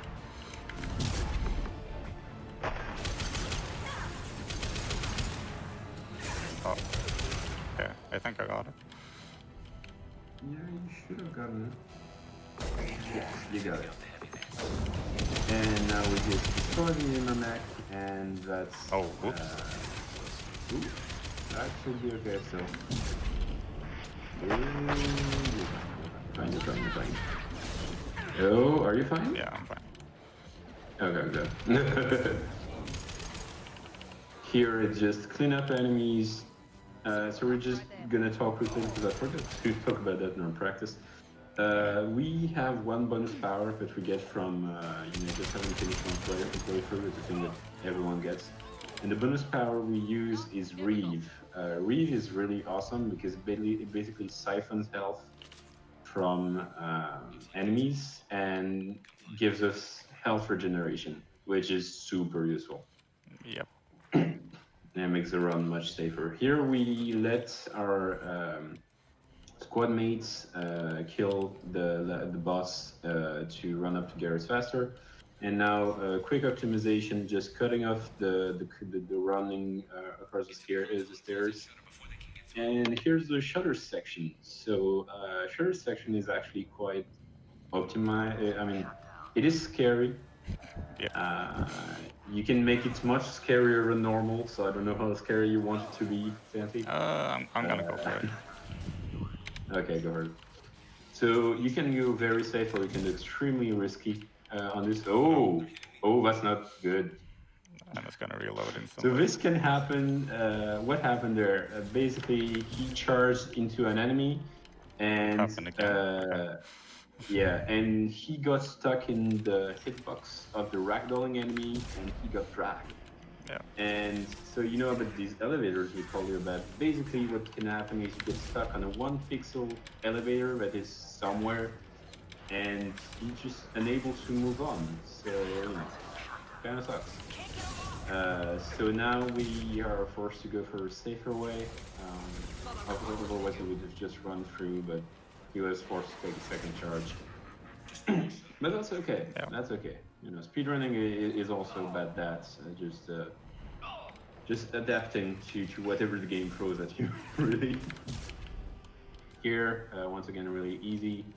Just go up to this, kill the dog, and just wait.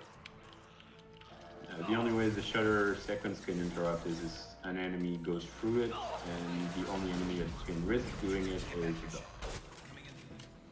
Now we're just gonna kill Garm really quickly, and we're pretty much done with this section.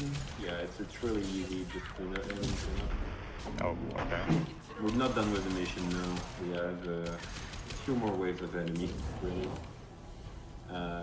On the next section, we're gonna avoid a soft lock by not killing the first main NPC that spawns quickly. Because if you kill him too fast, if you kill her too fast, the next wave doesn't spawn. So you know, we're just making sure we just need to wait on killing her. So.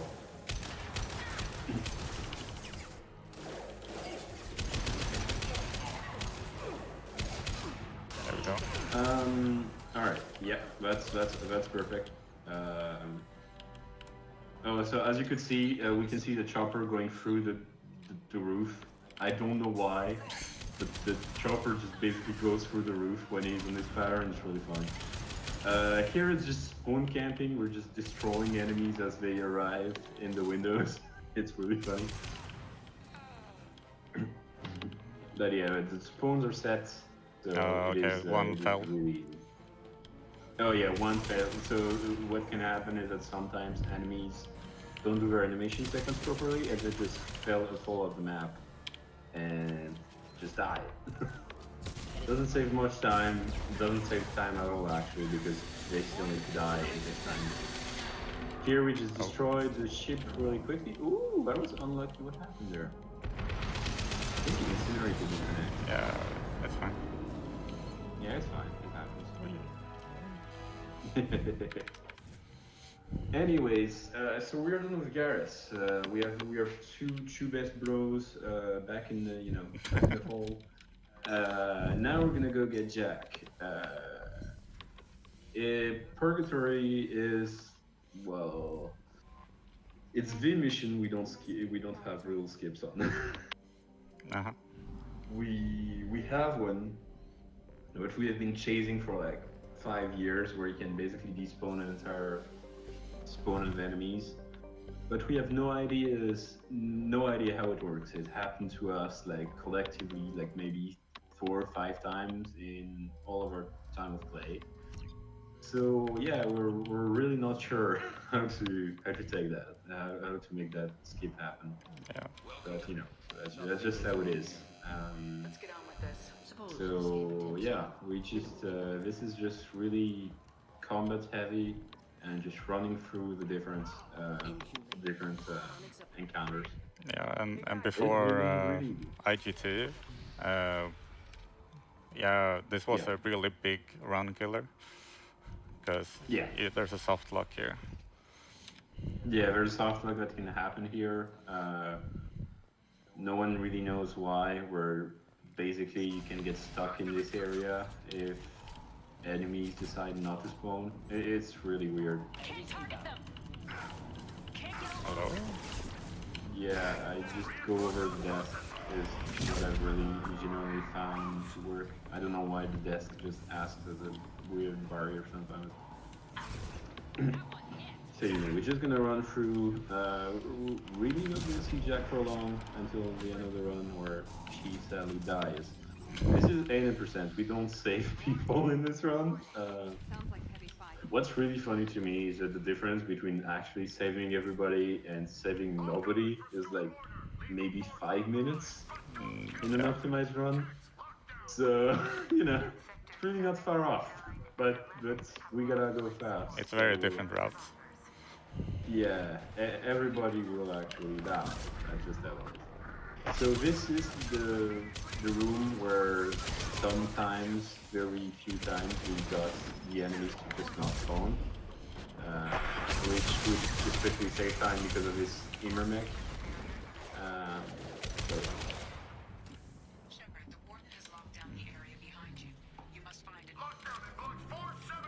All this heavy ammo is also really important to pick up. yeah, exactly. We are gonna need to stack a lot of heavy weapon ammo because the cane requires a metric ton of heavy weapon ammo to actually be able to fire just once, and heavy weapon ammo is convertible between all heavy weapons. So, you know, we're just stacking heavy weapon ammo before we are actually able to fire the cane. Here, this is a really easy boss fight. We just shoot the 3 shield generators, and then we just burn through Warden Troll's the health bar. Yeah. They didn't want to pick. Awesome. Yeah, it happens. It happens. So that's tagged on, and then last mission before Horizon, Grunt. And Grunt is scary, and Grunt has a new skip that was found also less than a week ago by Jade, which is awesome and not scary at all. It isn't scary, I assure you. Yeah, generally most of our recent skips that we found with male abuse, because male abuse was found like a year ago. Most of the skips related to male abuse can basically get you into death, death plane, stuff like that. But anyways, you'll see maybe. So here, as you can see, we picked up the cane. The cane has this big nuclear sign on it, so you can surmise what it means. Here we're just gonna run through. There's a few enemies over there. We're gonna dash through them, and then we're gonna start the skip, which is awesome. Just elevator, go over here, elevator, and then melee abuse on this platform thing, and then this is the scary part. We need to melee abuse on the railway here, not railway, but pathway. Sorry. And yeah, got it. Oh no, didn't get it. Oh, so as you can see, there's death planes all around, and there's one path where there's no death plane. So that was really unlucky. Just the momentum forward just pushed you into the death barrier. Yeah. It's okay. We can try again. It doesn't waste too much time. Yeah. Oh no, his body is stopping you. This is getting really funny. By the way, melee abuse, we don't know why it works. Not really. It just works. It's just one of these glitches that we found by trying. Just I think it was Jade that found it. Again, she found a lot of stuff. Basically by bashing her head on the keyboard or something. So yeah, now we run through here. We're gonna talk to the bread Krogan, not the Krogan made of bread, just a tank bread Krogan, but then whatever. Yeah. By the way, you wanted to say, I forgot about that. We don't do headshots. Oh yeah. Because headshot animations take longer, and if an enemy is currently dying and in an animation, he's not dead yet, so the game can just say, just have to wait until the end of the animation. So we just don't do headshots if possible.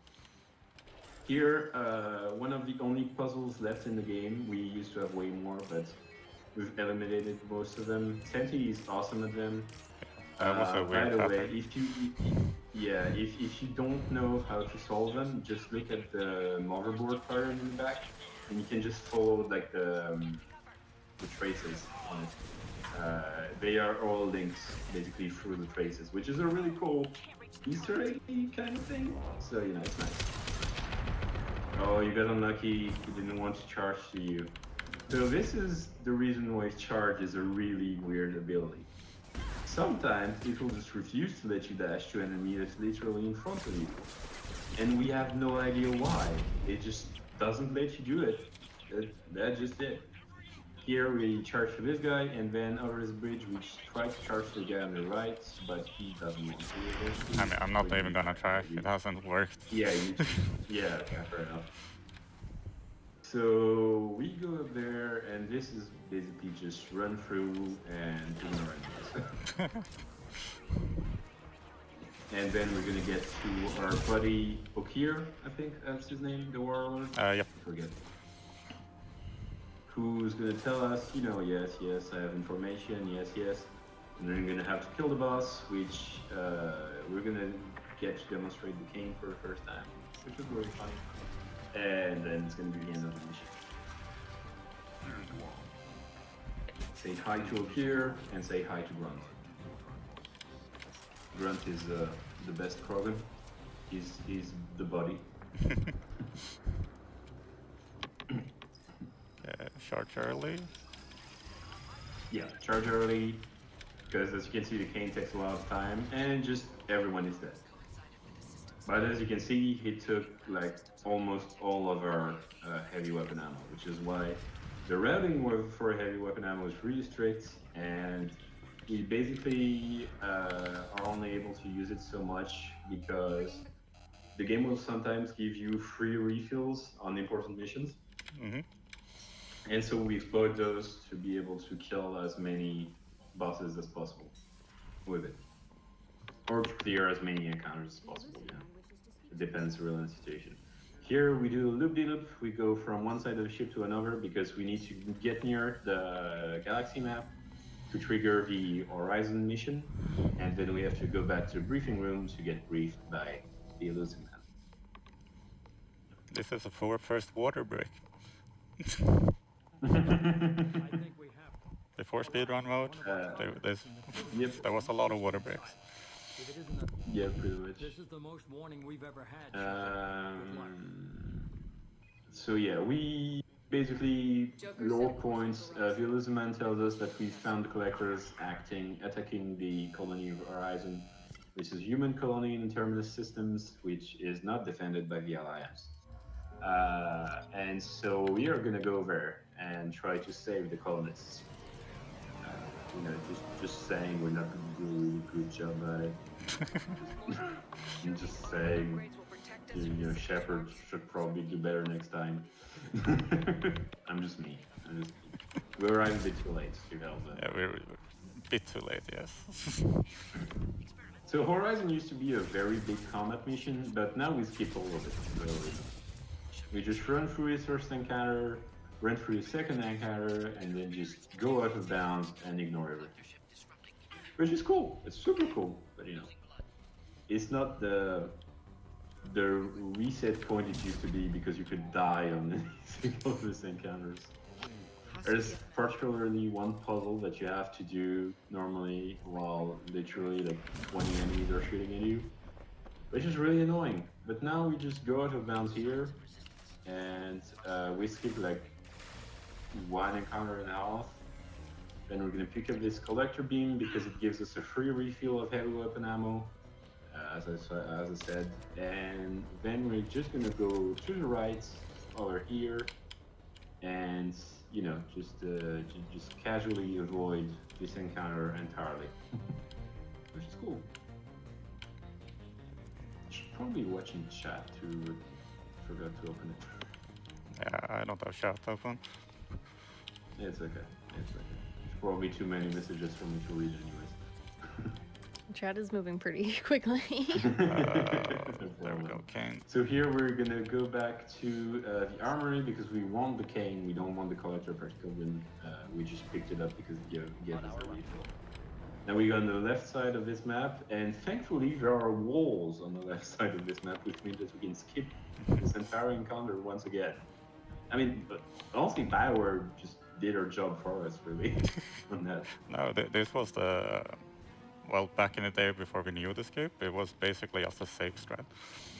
Yeah, and then I found out by rubbing my head against this wall that you can elevate from a seam on this wall. It is a really weird setup. Basically, I found a seam between two blocks, and you know, then we had melee abuse, so we were able to exploit it. Awesome. There we go. And so now the two scions in pretty much nothing spawn, except for maybe two zombies. No, I saw it, damn it. So this is the worst coding minigame in the game. Thankfully, it's the only time we have to do it. It is entirely random when the code fragments will come in, so it's really annoying. Here we're gonna kill the first enemy that spawns to delay the spawning of Harbinger. And then we're gonna let a second Harbinger spawn and kill, you know, delay killing him until the last one in the field, because we don't want more Harbingers to spawn.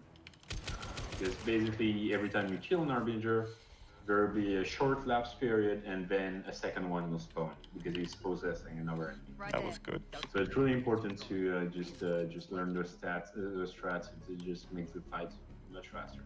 Here we're gonna align here because a few husks are gonna spawn. I'm just gonna use one shockwave, which is one of the abilities we have from Vanguard, to destroy them all, and then shoot this assassin because it's annoying, and just finish the fight. This fight can get really scary if you're not careful. The enemies do a lot of damage during Why was he hiding? Yeah. And now we're just gonna take the cane out, and we're gonna destroy the Praetorian. Even though he's supposed to be this big bad mini boss and all that, we're just gonna shoot the cane at it and it's gonna die. Which is really useful because otherwise Praetorians, as we will see later in the game, are 4-cycle boss fights, which are really cool. Probably one of the best enemies in the game, in my opinion. Like, it's really well made. But yeah, we just exploded. And we fired, by the way, the cane in the wall because, as Tenty figured out, if you try to fire it at the Praetorian, there's a slight like auto aim on the projectile, which means that the projectile can miss and whiff entirely. So if we fire it at the wall, it just explodes, it just kills the Praetorian, and there's no risk of missing, which is super cool. Here we talk to Jacob to unlock the system where his loyalty mission is, but we're not going to do his loyalty mission because we don't like Jacob. We're just gonna do N7 mission that is in the system. And now we're gonna wake up Grunt, who's not gonna take really kindly to that, but we're just gonna shoot him, and everything's good. We're buddies now. Yeah. And because that's how Krogans roll, Just you shoot him, you're buddies. Now, also a dumb thing here is if you mash left click while skipping, you skip it faster because there's a renegade interruption if you go that tree, but because it's there, you can still make it go faster. I don't know. Yeah, it is really weird. I'm just gonna open the chat, see what's being said. I don't know, I just want to know. Window chat here. Just close this. I can't tell you if some people from the community are in there. Okay, so now that we're done with everything that is on our ship, we are gonna go pick up Kasumi. Now, fun fact, before we used in-game time, the loading screens were so long that doing the Tali recruitment mission was pretty much exactly the same as going to the Citadel and picking up Kasumi, because the loading screens were so long. And it counted as a mission. Yeah. Oh yeah, it counts as a mission too, yeah.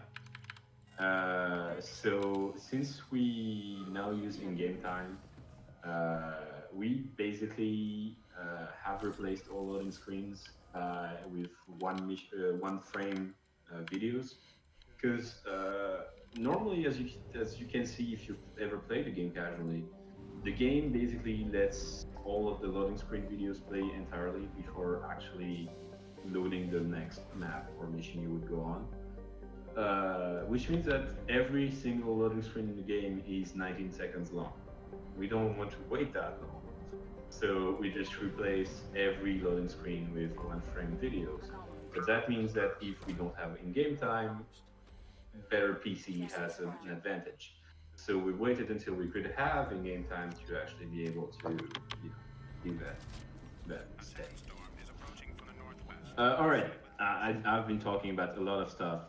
But now we are past Horizon, and which means that we have a counter of missions running behind, in the background. We have to do 7 missions before the collector ship mission triggers. And so we're going to do the shortest missions we can find, which all happen to be N7 missions. We're going to start with this mission, which is just running to a beacon, pressing the button, and then just running back. Amazing mission. I mean, I don't know where BioWare came up with the idea, but it's pretty awesome. I love it. This is like the shield part of the round. Yeah, pretty much. I'm gonna have sprint now. Oh, there's Alec in the chat. Hey, Alec. He's been so nice to me. Okay, come on, come on. Okay, yeah. You got it. Nice, nice. He hasn't missiled me in a long time. Yeah. All right, so we can also talk about map movement now. So ship movement is super important. It can save or waste a lot of time. The few things that you need to learn about is that, well, actually one thing you need to learn about is that when you enter a system, the orientation of your ship on the galaxy map determines where you're coming in on the map. And so you can save or waste like almost like 5 seconds per system, depending on how good you are at this. Tenti is pretty much the best runner at doing this, at doing ship movement, which is pretty awesome. Well, it was important back in the day. Yeah, I mean, it's still kind of important in this section, honestly. Yeah, it is. You can see, like, you can still save, you know, a lot of time if done correctly. And Alex says hi from the chat. Oh. Hi, Alex. Yeah, but now we are doing puzzle station, as I like to call it. It's just a collection of free puzzles, and we do have one skip, which is probably a skip that literally everybody found in this game. I mean, I'm gonna be honest. You just press the button from, you know, the other level, and you're done. It saves a lot of time. It's really cool, but it's so dumb. It's like, why would it work? I mean, letters and me didn't find it for like years. Yeah, I know. Here we just redirect lasers and then we'll be done with this mission.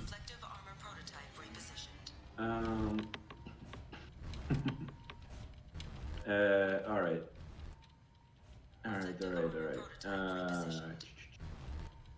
What do we have last?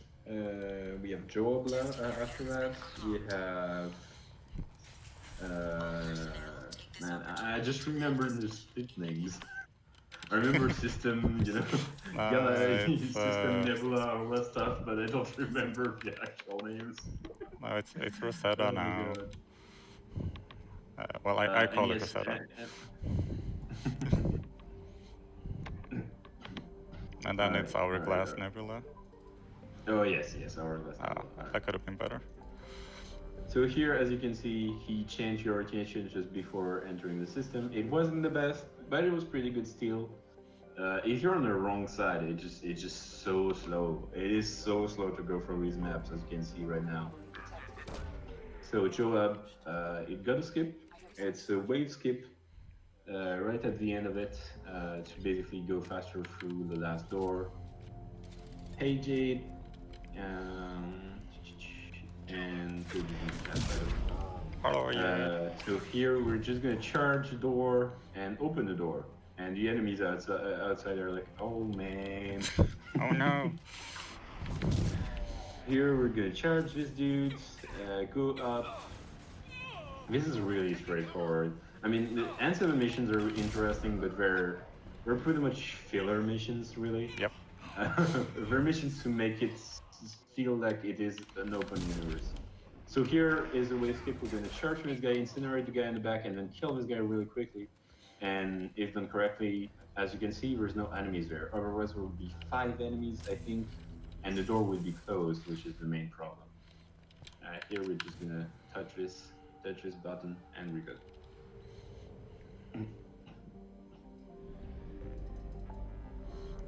Now, as you can see, we're gonna ignore the help Jacob sign. We're just not here for that.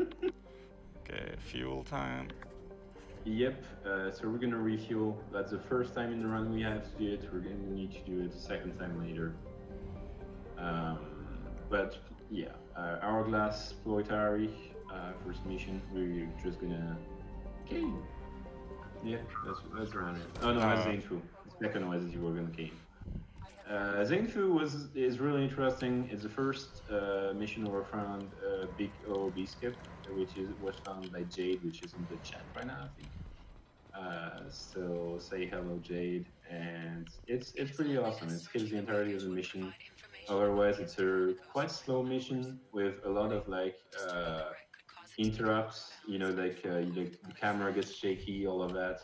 But we're just gonna skip all of that, get on the edge of the ship, and then get on this invisible wall and just fall down to the end. Okay, nice. Yep, it was awesome.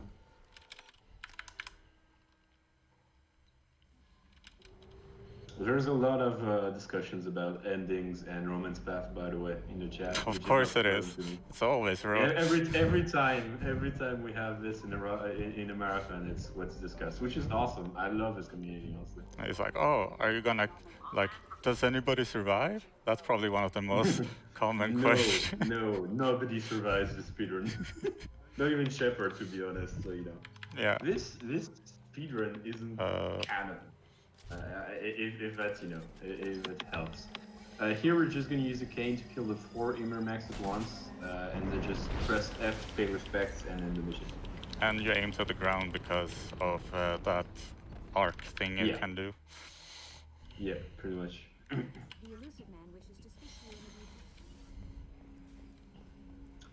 So now we trigger collector ship. Collector ship used to be one of the slower, boring missions. Now it is a super cool mission with a really annoying skip. Oh. A skip that, oh my god, surprise, it was also found by Jade. Jade found a lot of stuff in this game, to be fair. And she deserves the credit. I just found the little stuff. Just found little things. No, but it's gonna be a little bit of a downtime right now.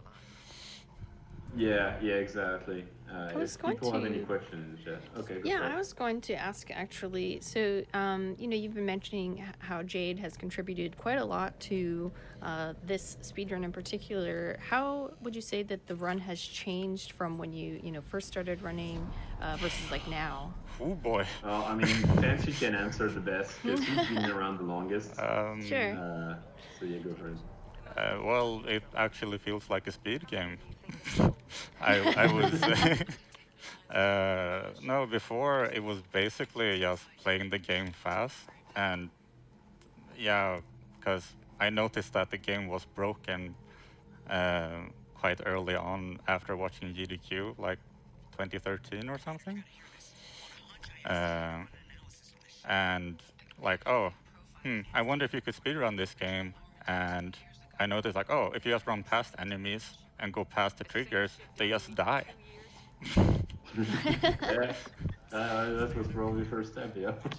And yeah, that's pretty much how the run was. Then what letters did the route back in the day, and I copied that. Yeah, Leather's words, one of the biggest, probably, driving forces for the Bioware speedrunning community in general at the early days. He speedrun pretty much every Bioware game there is, so Okay.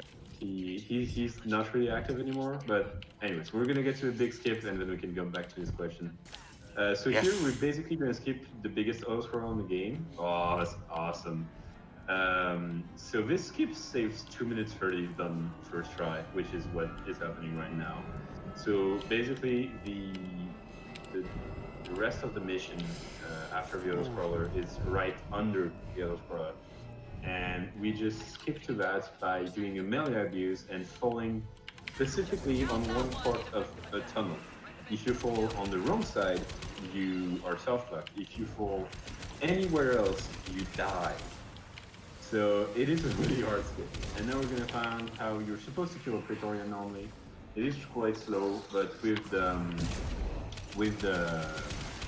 Mattock, which is a DLC weapon, we can go super fast. Now see. Oh, you're taking the Yeah, just to be safe. Oh. Could have been better. But oh well. Well, charge? Hello? Yeah, the charge charge, that's weird. I guess it counted the enemies But there. yeah, personally, from my experience, I've been in this community for 5 years, I think, now. Something like that. 4 or 5 years. If not longer? I'm not sure. I can't remember, to be honest.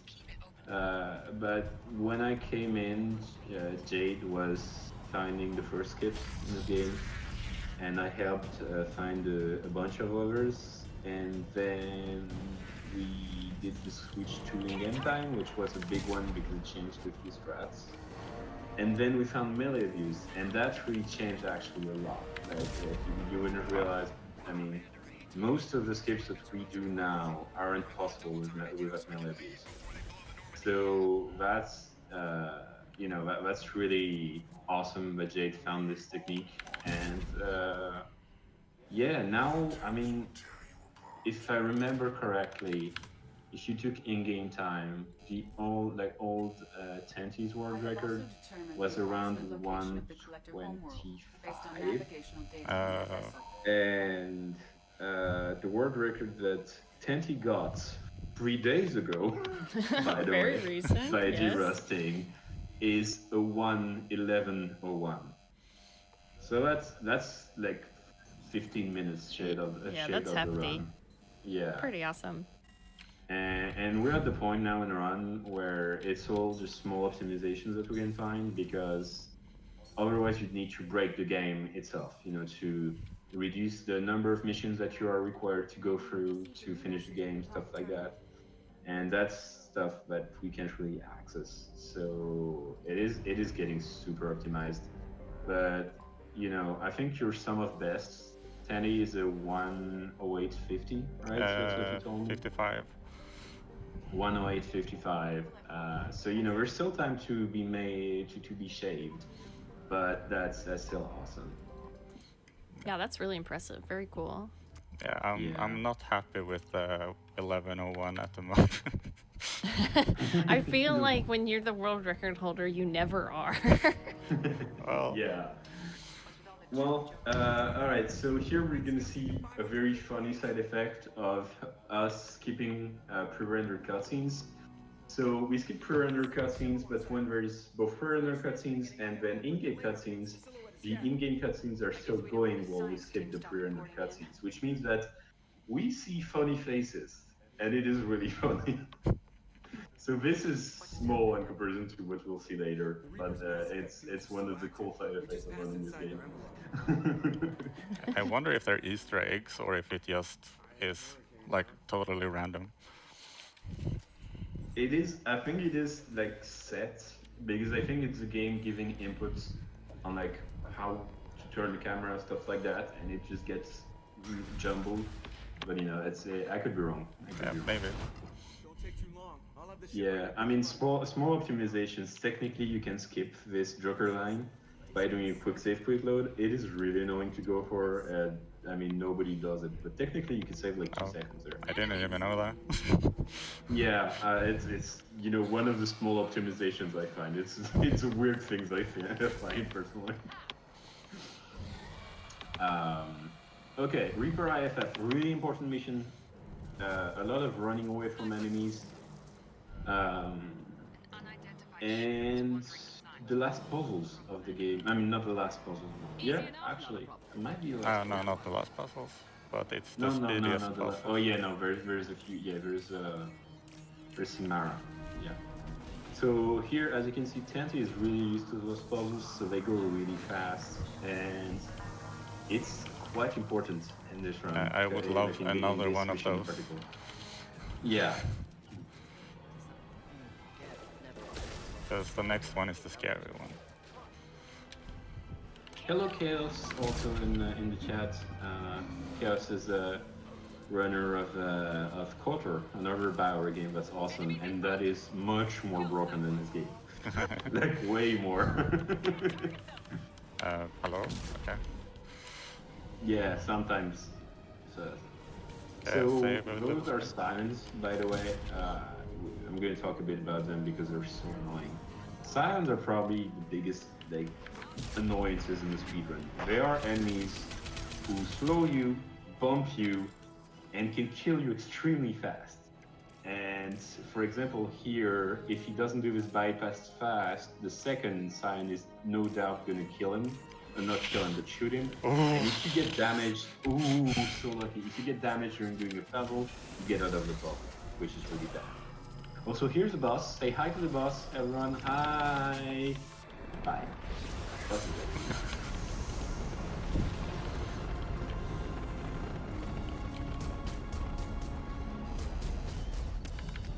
Okay. Alright, after Reaper IFF, we have 2 missions to go for to be able to trigger Omega 4. I'll force trigger well, Omega 4, to be fair. Force trigger the Omega 4, exactly. Because So, most people, when they play it casually, will just have it happen from playing the game. But if you do 2 missions exactly. after Reaper IFF, you can force it to happen by going to the Omega 4 relay. Exactly.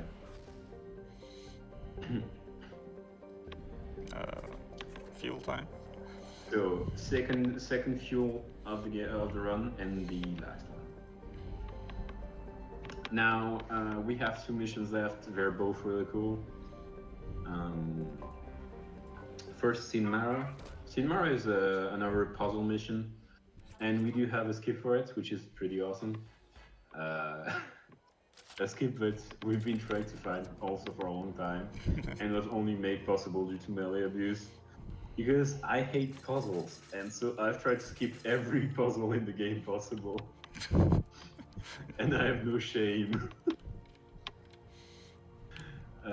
But yeah, so we're just gonna go over this, melee abuse down, and melee abuse doesn't want to work today. And then it's just a really hard puzzle.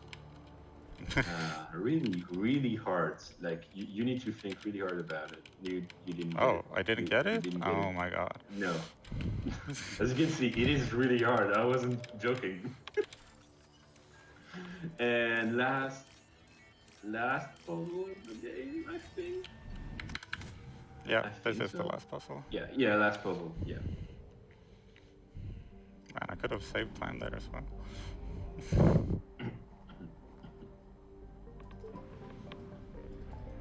So here, once again, good example of space movement. He got right on top of the mass relay.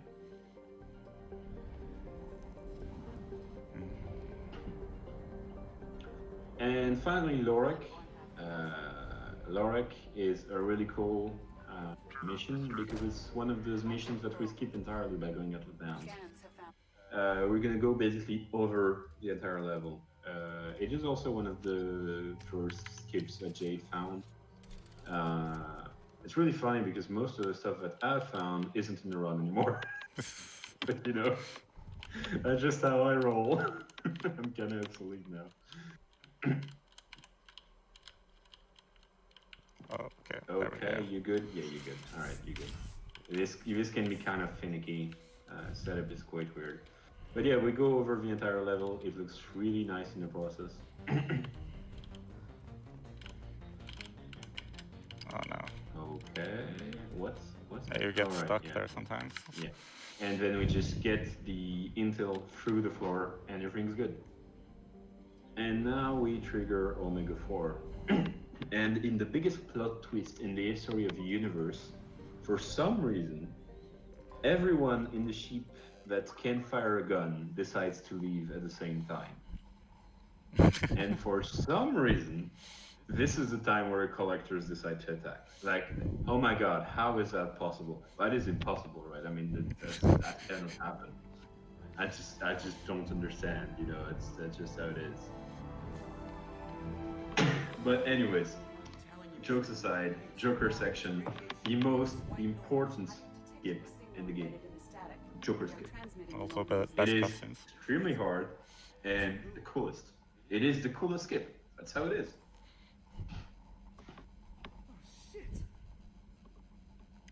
Here we are. And also, yes, a nice zoom on Joker's nose. And Joker has a bit of epileptic problem. It's okay, don't worry about it. He's fine, he's fine. He's just been possessed by a ghost. That's just how it is. I think it's Edie taking direct control, you know. Oh, is Edie the Harbinger?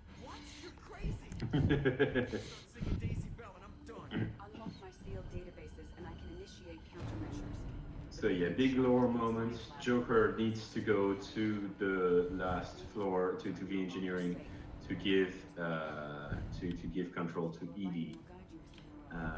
And let's go. I want to see it. Perfect line.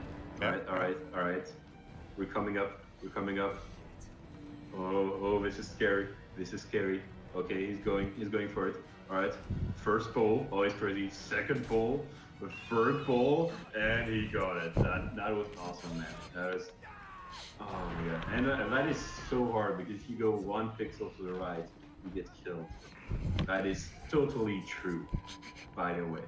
Don't quote me on this. Anyways, those are the only loading screens in the game that we cannot like shorten to 1 frame because otherwise they would soft lock. So we keep them the same as they are in the actual game. Also, we're gonna skip dialogue here, so funny animations are gonna happen. Whee! And Kelly's a traitor. Yep. Hello, Kelly.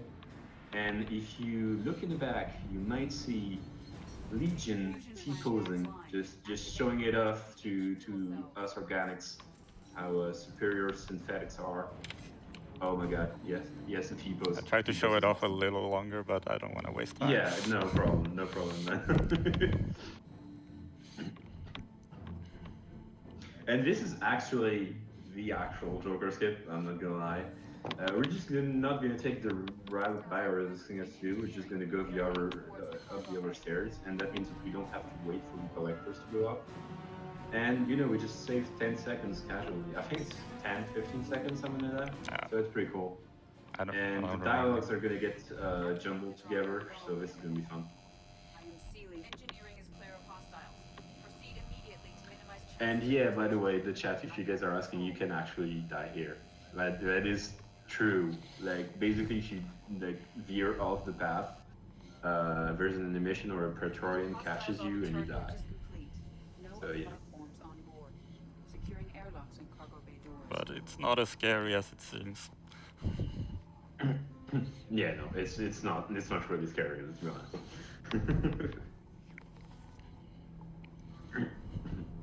It's so different when you're immersed playing this game comparing to speedrunning it. Oh yeah, it has, you know, it's just so different. It's really cool. Yeah. And Joker is speechless. Yep, Joker is speechless. The game doesn't know what to do because there's 2 dialogues playing at the same time, so Joker just doesn't speak. He's a very good ventriloquist. And now we are finally able to go for the Omega 4 relay. We came back to our little spa session with the team. We're ready. We're ready to take it on. Yeah, and this is gonna be a long intermission. Yeah, pretty much. We have a lot of cutscenes coming up. An Oculus fight, which is pretty straightforward. But you know, if there's any other questions in the chat, just ask. Approaching a Mega 4 relay. Everyone stand by. Let's make it happen. I love it, Sonic Helmet. I know, it's like pretty great. Tenti, you mentioned that you speedrun a couple of BioWare games. Do you have a favorite, or is this one your fave? This is probably my favorite. I've tried Mass Effect 1. I did Mass Effect 3 like once, I think. I mean, you've tried. And Andromeda was, I don't know, a masochistic game to play. Andromeda was a thing. I mean, we did try speedrunning it and various skips and stuff like that, but it is quite harsh to speedrun. No. Yeah, I've seen a lot of opinions on that one here in chat today. Yeah, no, Andromeda, it was, people wanted to play it on the most easiest, and I didn't really agree that narrative should be an option. So I just decided to run it on Insanity instead, because the combat is pretty broken in that game. Yeah, that's true, so I fought for that record and got it, and then didn't want to touch the game ever again. Fair. Okay. But yeah, I mean, I don't think you tried any of the Dragon Age. I've tried Inquisition. No, nothing. Is it Inquisition?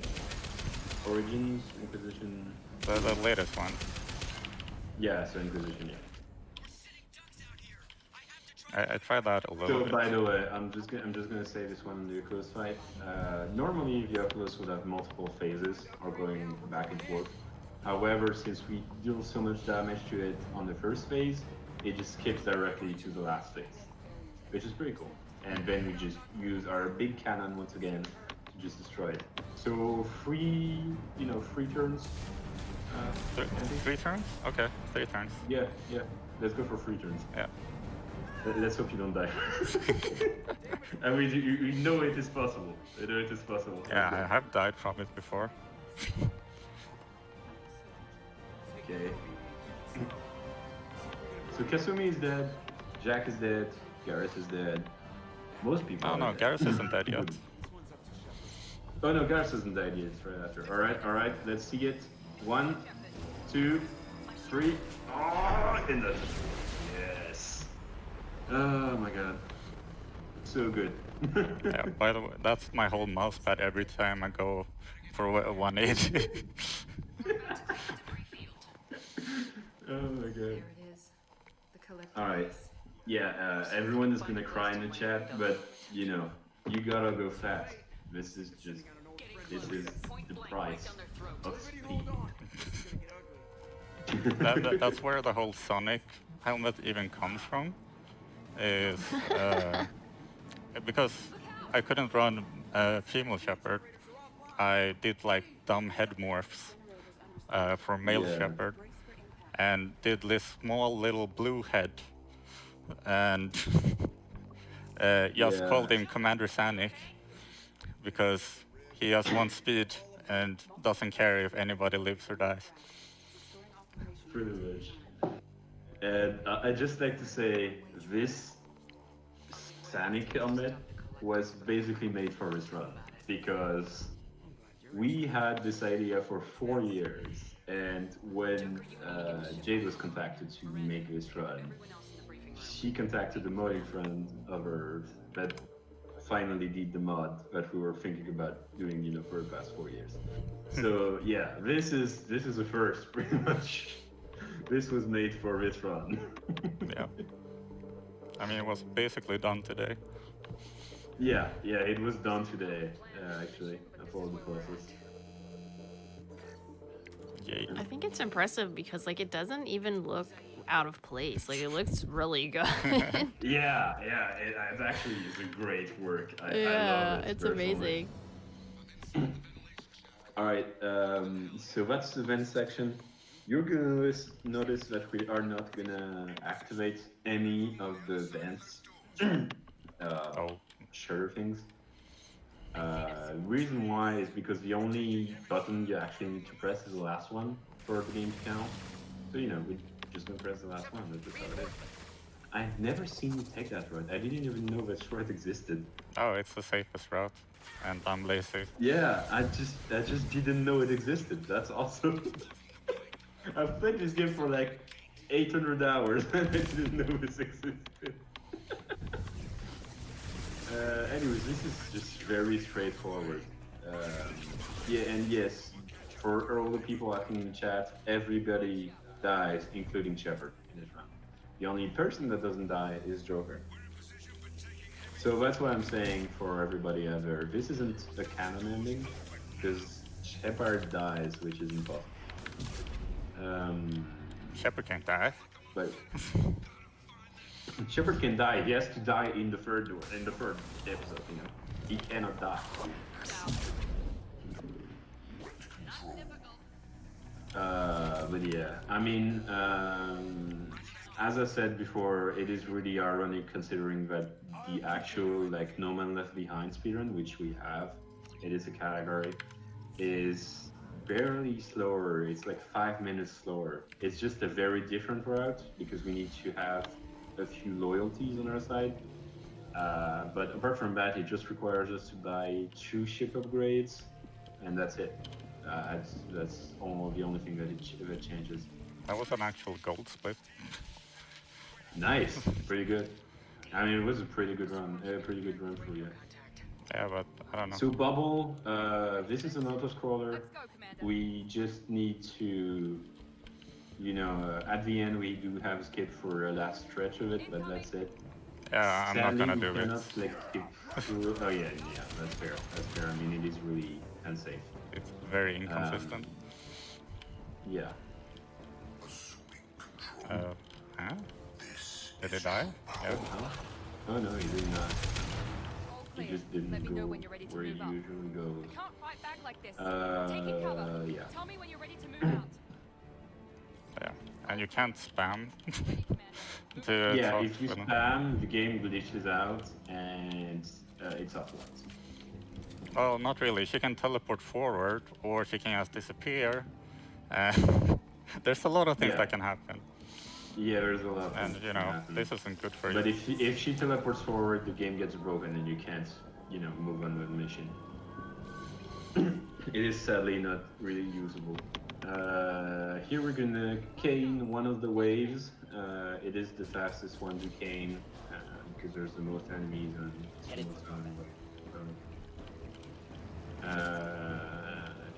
are you gonna check out the Miranda arm jiggle? Yeah, sure. Yeah, that's gonna be nice. Are they coming? Oh, there they go. On the question of like survival and stuff, you need at least 1 or 2 people to be loyal to actually have everyone survive. But technically, to have like a few people survive, you can absolutely have no loyalty at all. Just with the ship upgrades, it just saves a few people. And yeah, arm jiggle. Jade just pointed that out to us earlier yesterday. I've never noticed that before. No, it's really weird. I found it out today too. It's hilarious.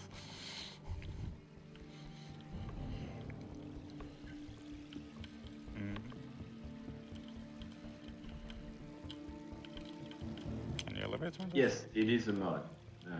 The Sonic helmet is a mod. We do use a slightly modded version of the game to have all per-rendered cutscenes being skippable, have, as we said, one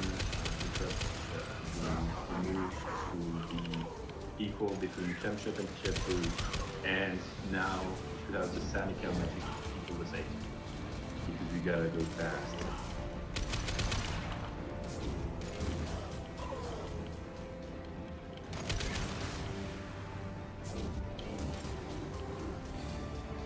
Oh, it missed one? Oh no. I think it missed one, yeah. One of the husks just got too back, it's weird. Shockwave is probably the best spell in this, like the best ability in this last mission. It's kind of the only place we see it with Horizon, so it's kind of fun. No, it's really good here. Well, just this wave in particular, because you can kill stuff that are out of line of sight. Yes, we do accept these mods because they are specifically made by us for the community. So they do not impact the game in any way apart from aesthetic changes and quality of life changes like, you know, skipping movies.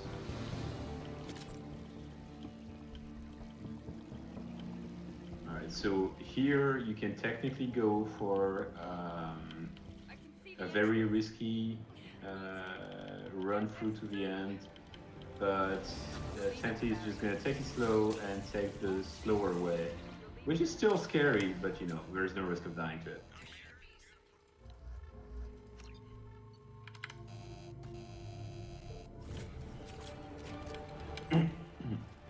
By the way, I didn't, since I've seen it mentioned in the chat, we are in an NG Plus save that is starts level 12.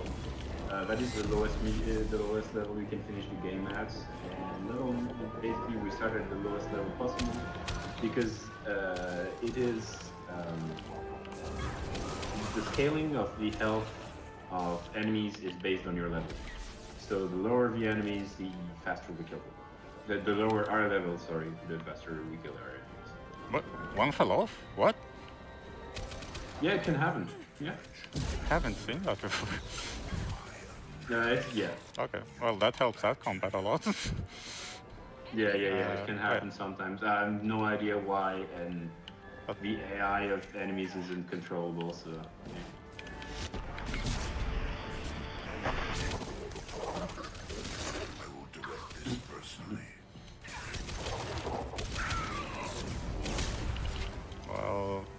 kind of sucks because I didn't get an ammo pickup. Yeah, that's weird. Should be fine still. You have 17. Yeah, just go for the ammo pickup on the right on the first human platforms and you'll be fine.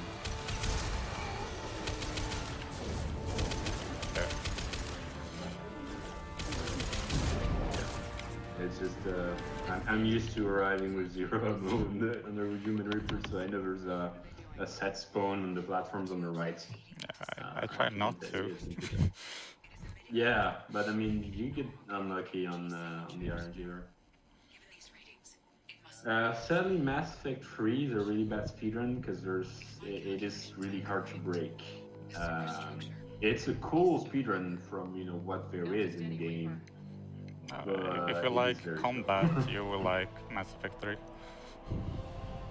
Yeah, it's basically combat optimization for the entire game. No, I have actually done a fair bit of work on Mass Effect 3, and it is much more secure than Mass Effect 2, mainly because the elevators that we use in Mass Effect 2 were a big problem for users, normal users, and so they made big work on removing them in Mass Effect 3. So it is really hard to find them now. Okay, it didn't spawn. What? Uh-oh. I've never seen this ammo does not spawn.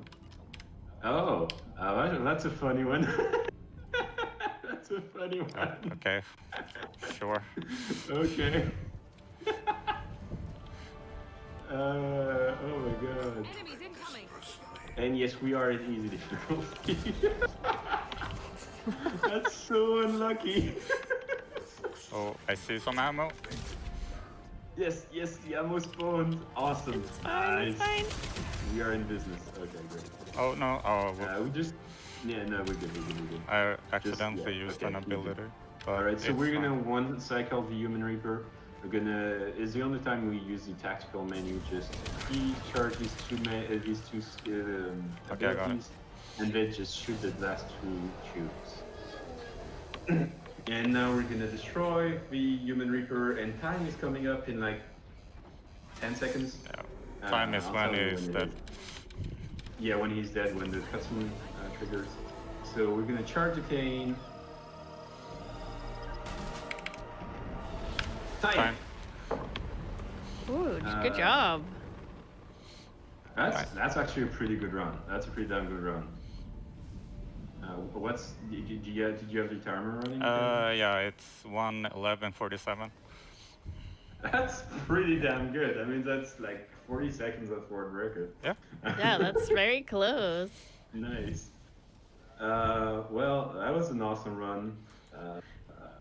Yeah, thank you so much for staying up late. Cool. Goodness. Yeah, thank you. Very cool to have you. Yeah, I mean, if you guys want to join the community, we have a lot more than just Mass Effect 2. We have on our Discord, we have like Mass Effect 1, 2, 3. We have Mass Effect Andromeda also. We have all the Dragon Age games, which are also amazing speedruns. So if you want to join us, you can join us on our Discord that is present on all of the speedrun.com pages for the diverse Bioware games that you'd be interested in.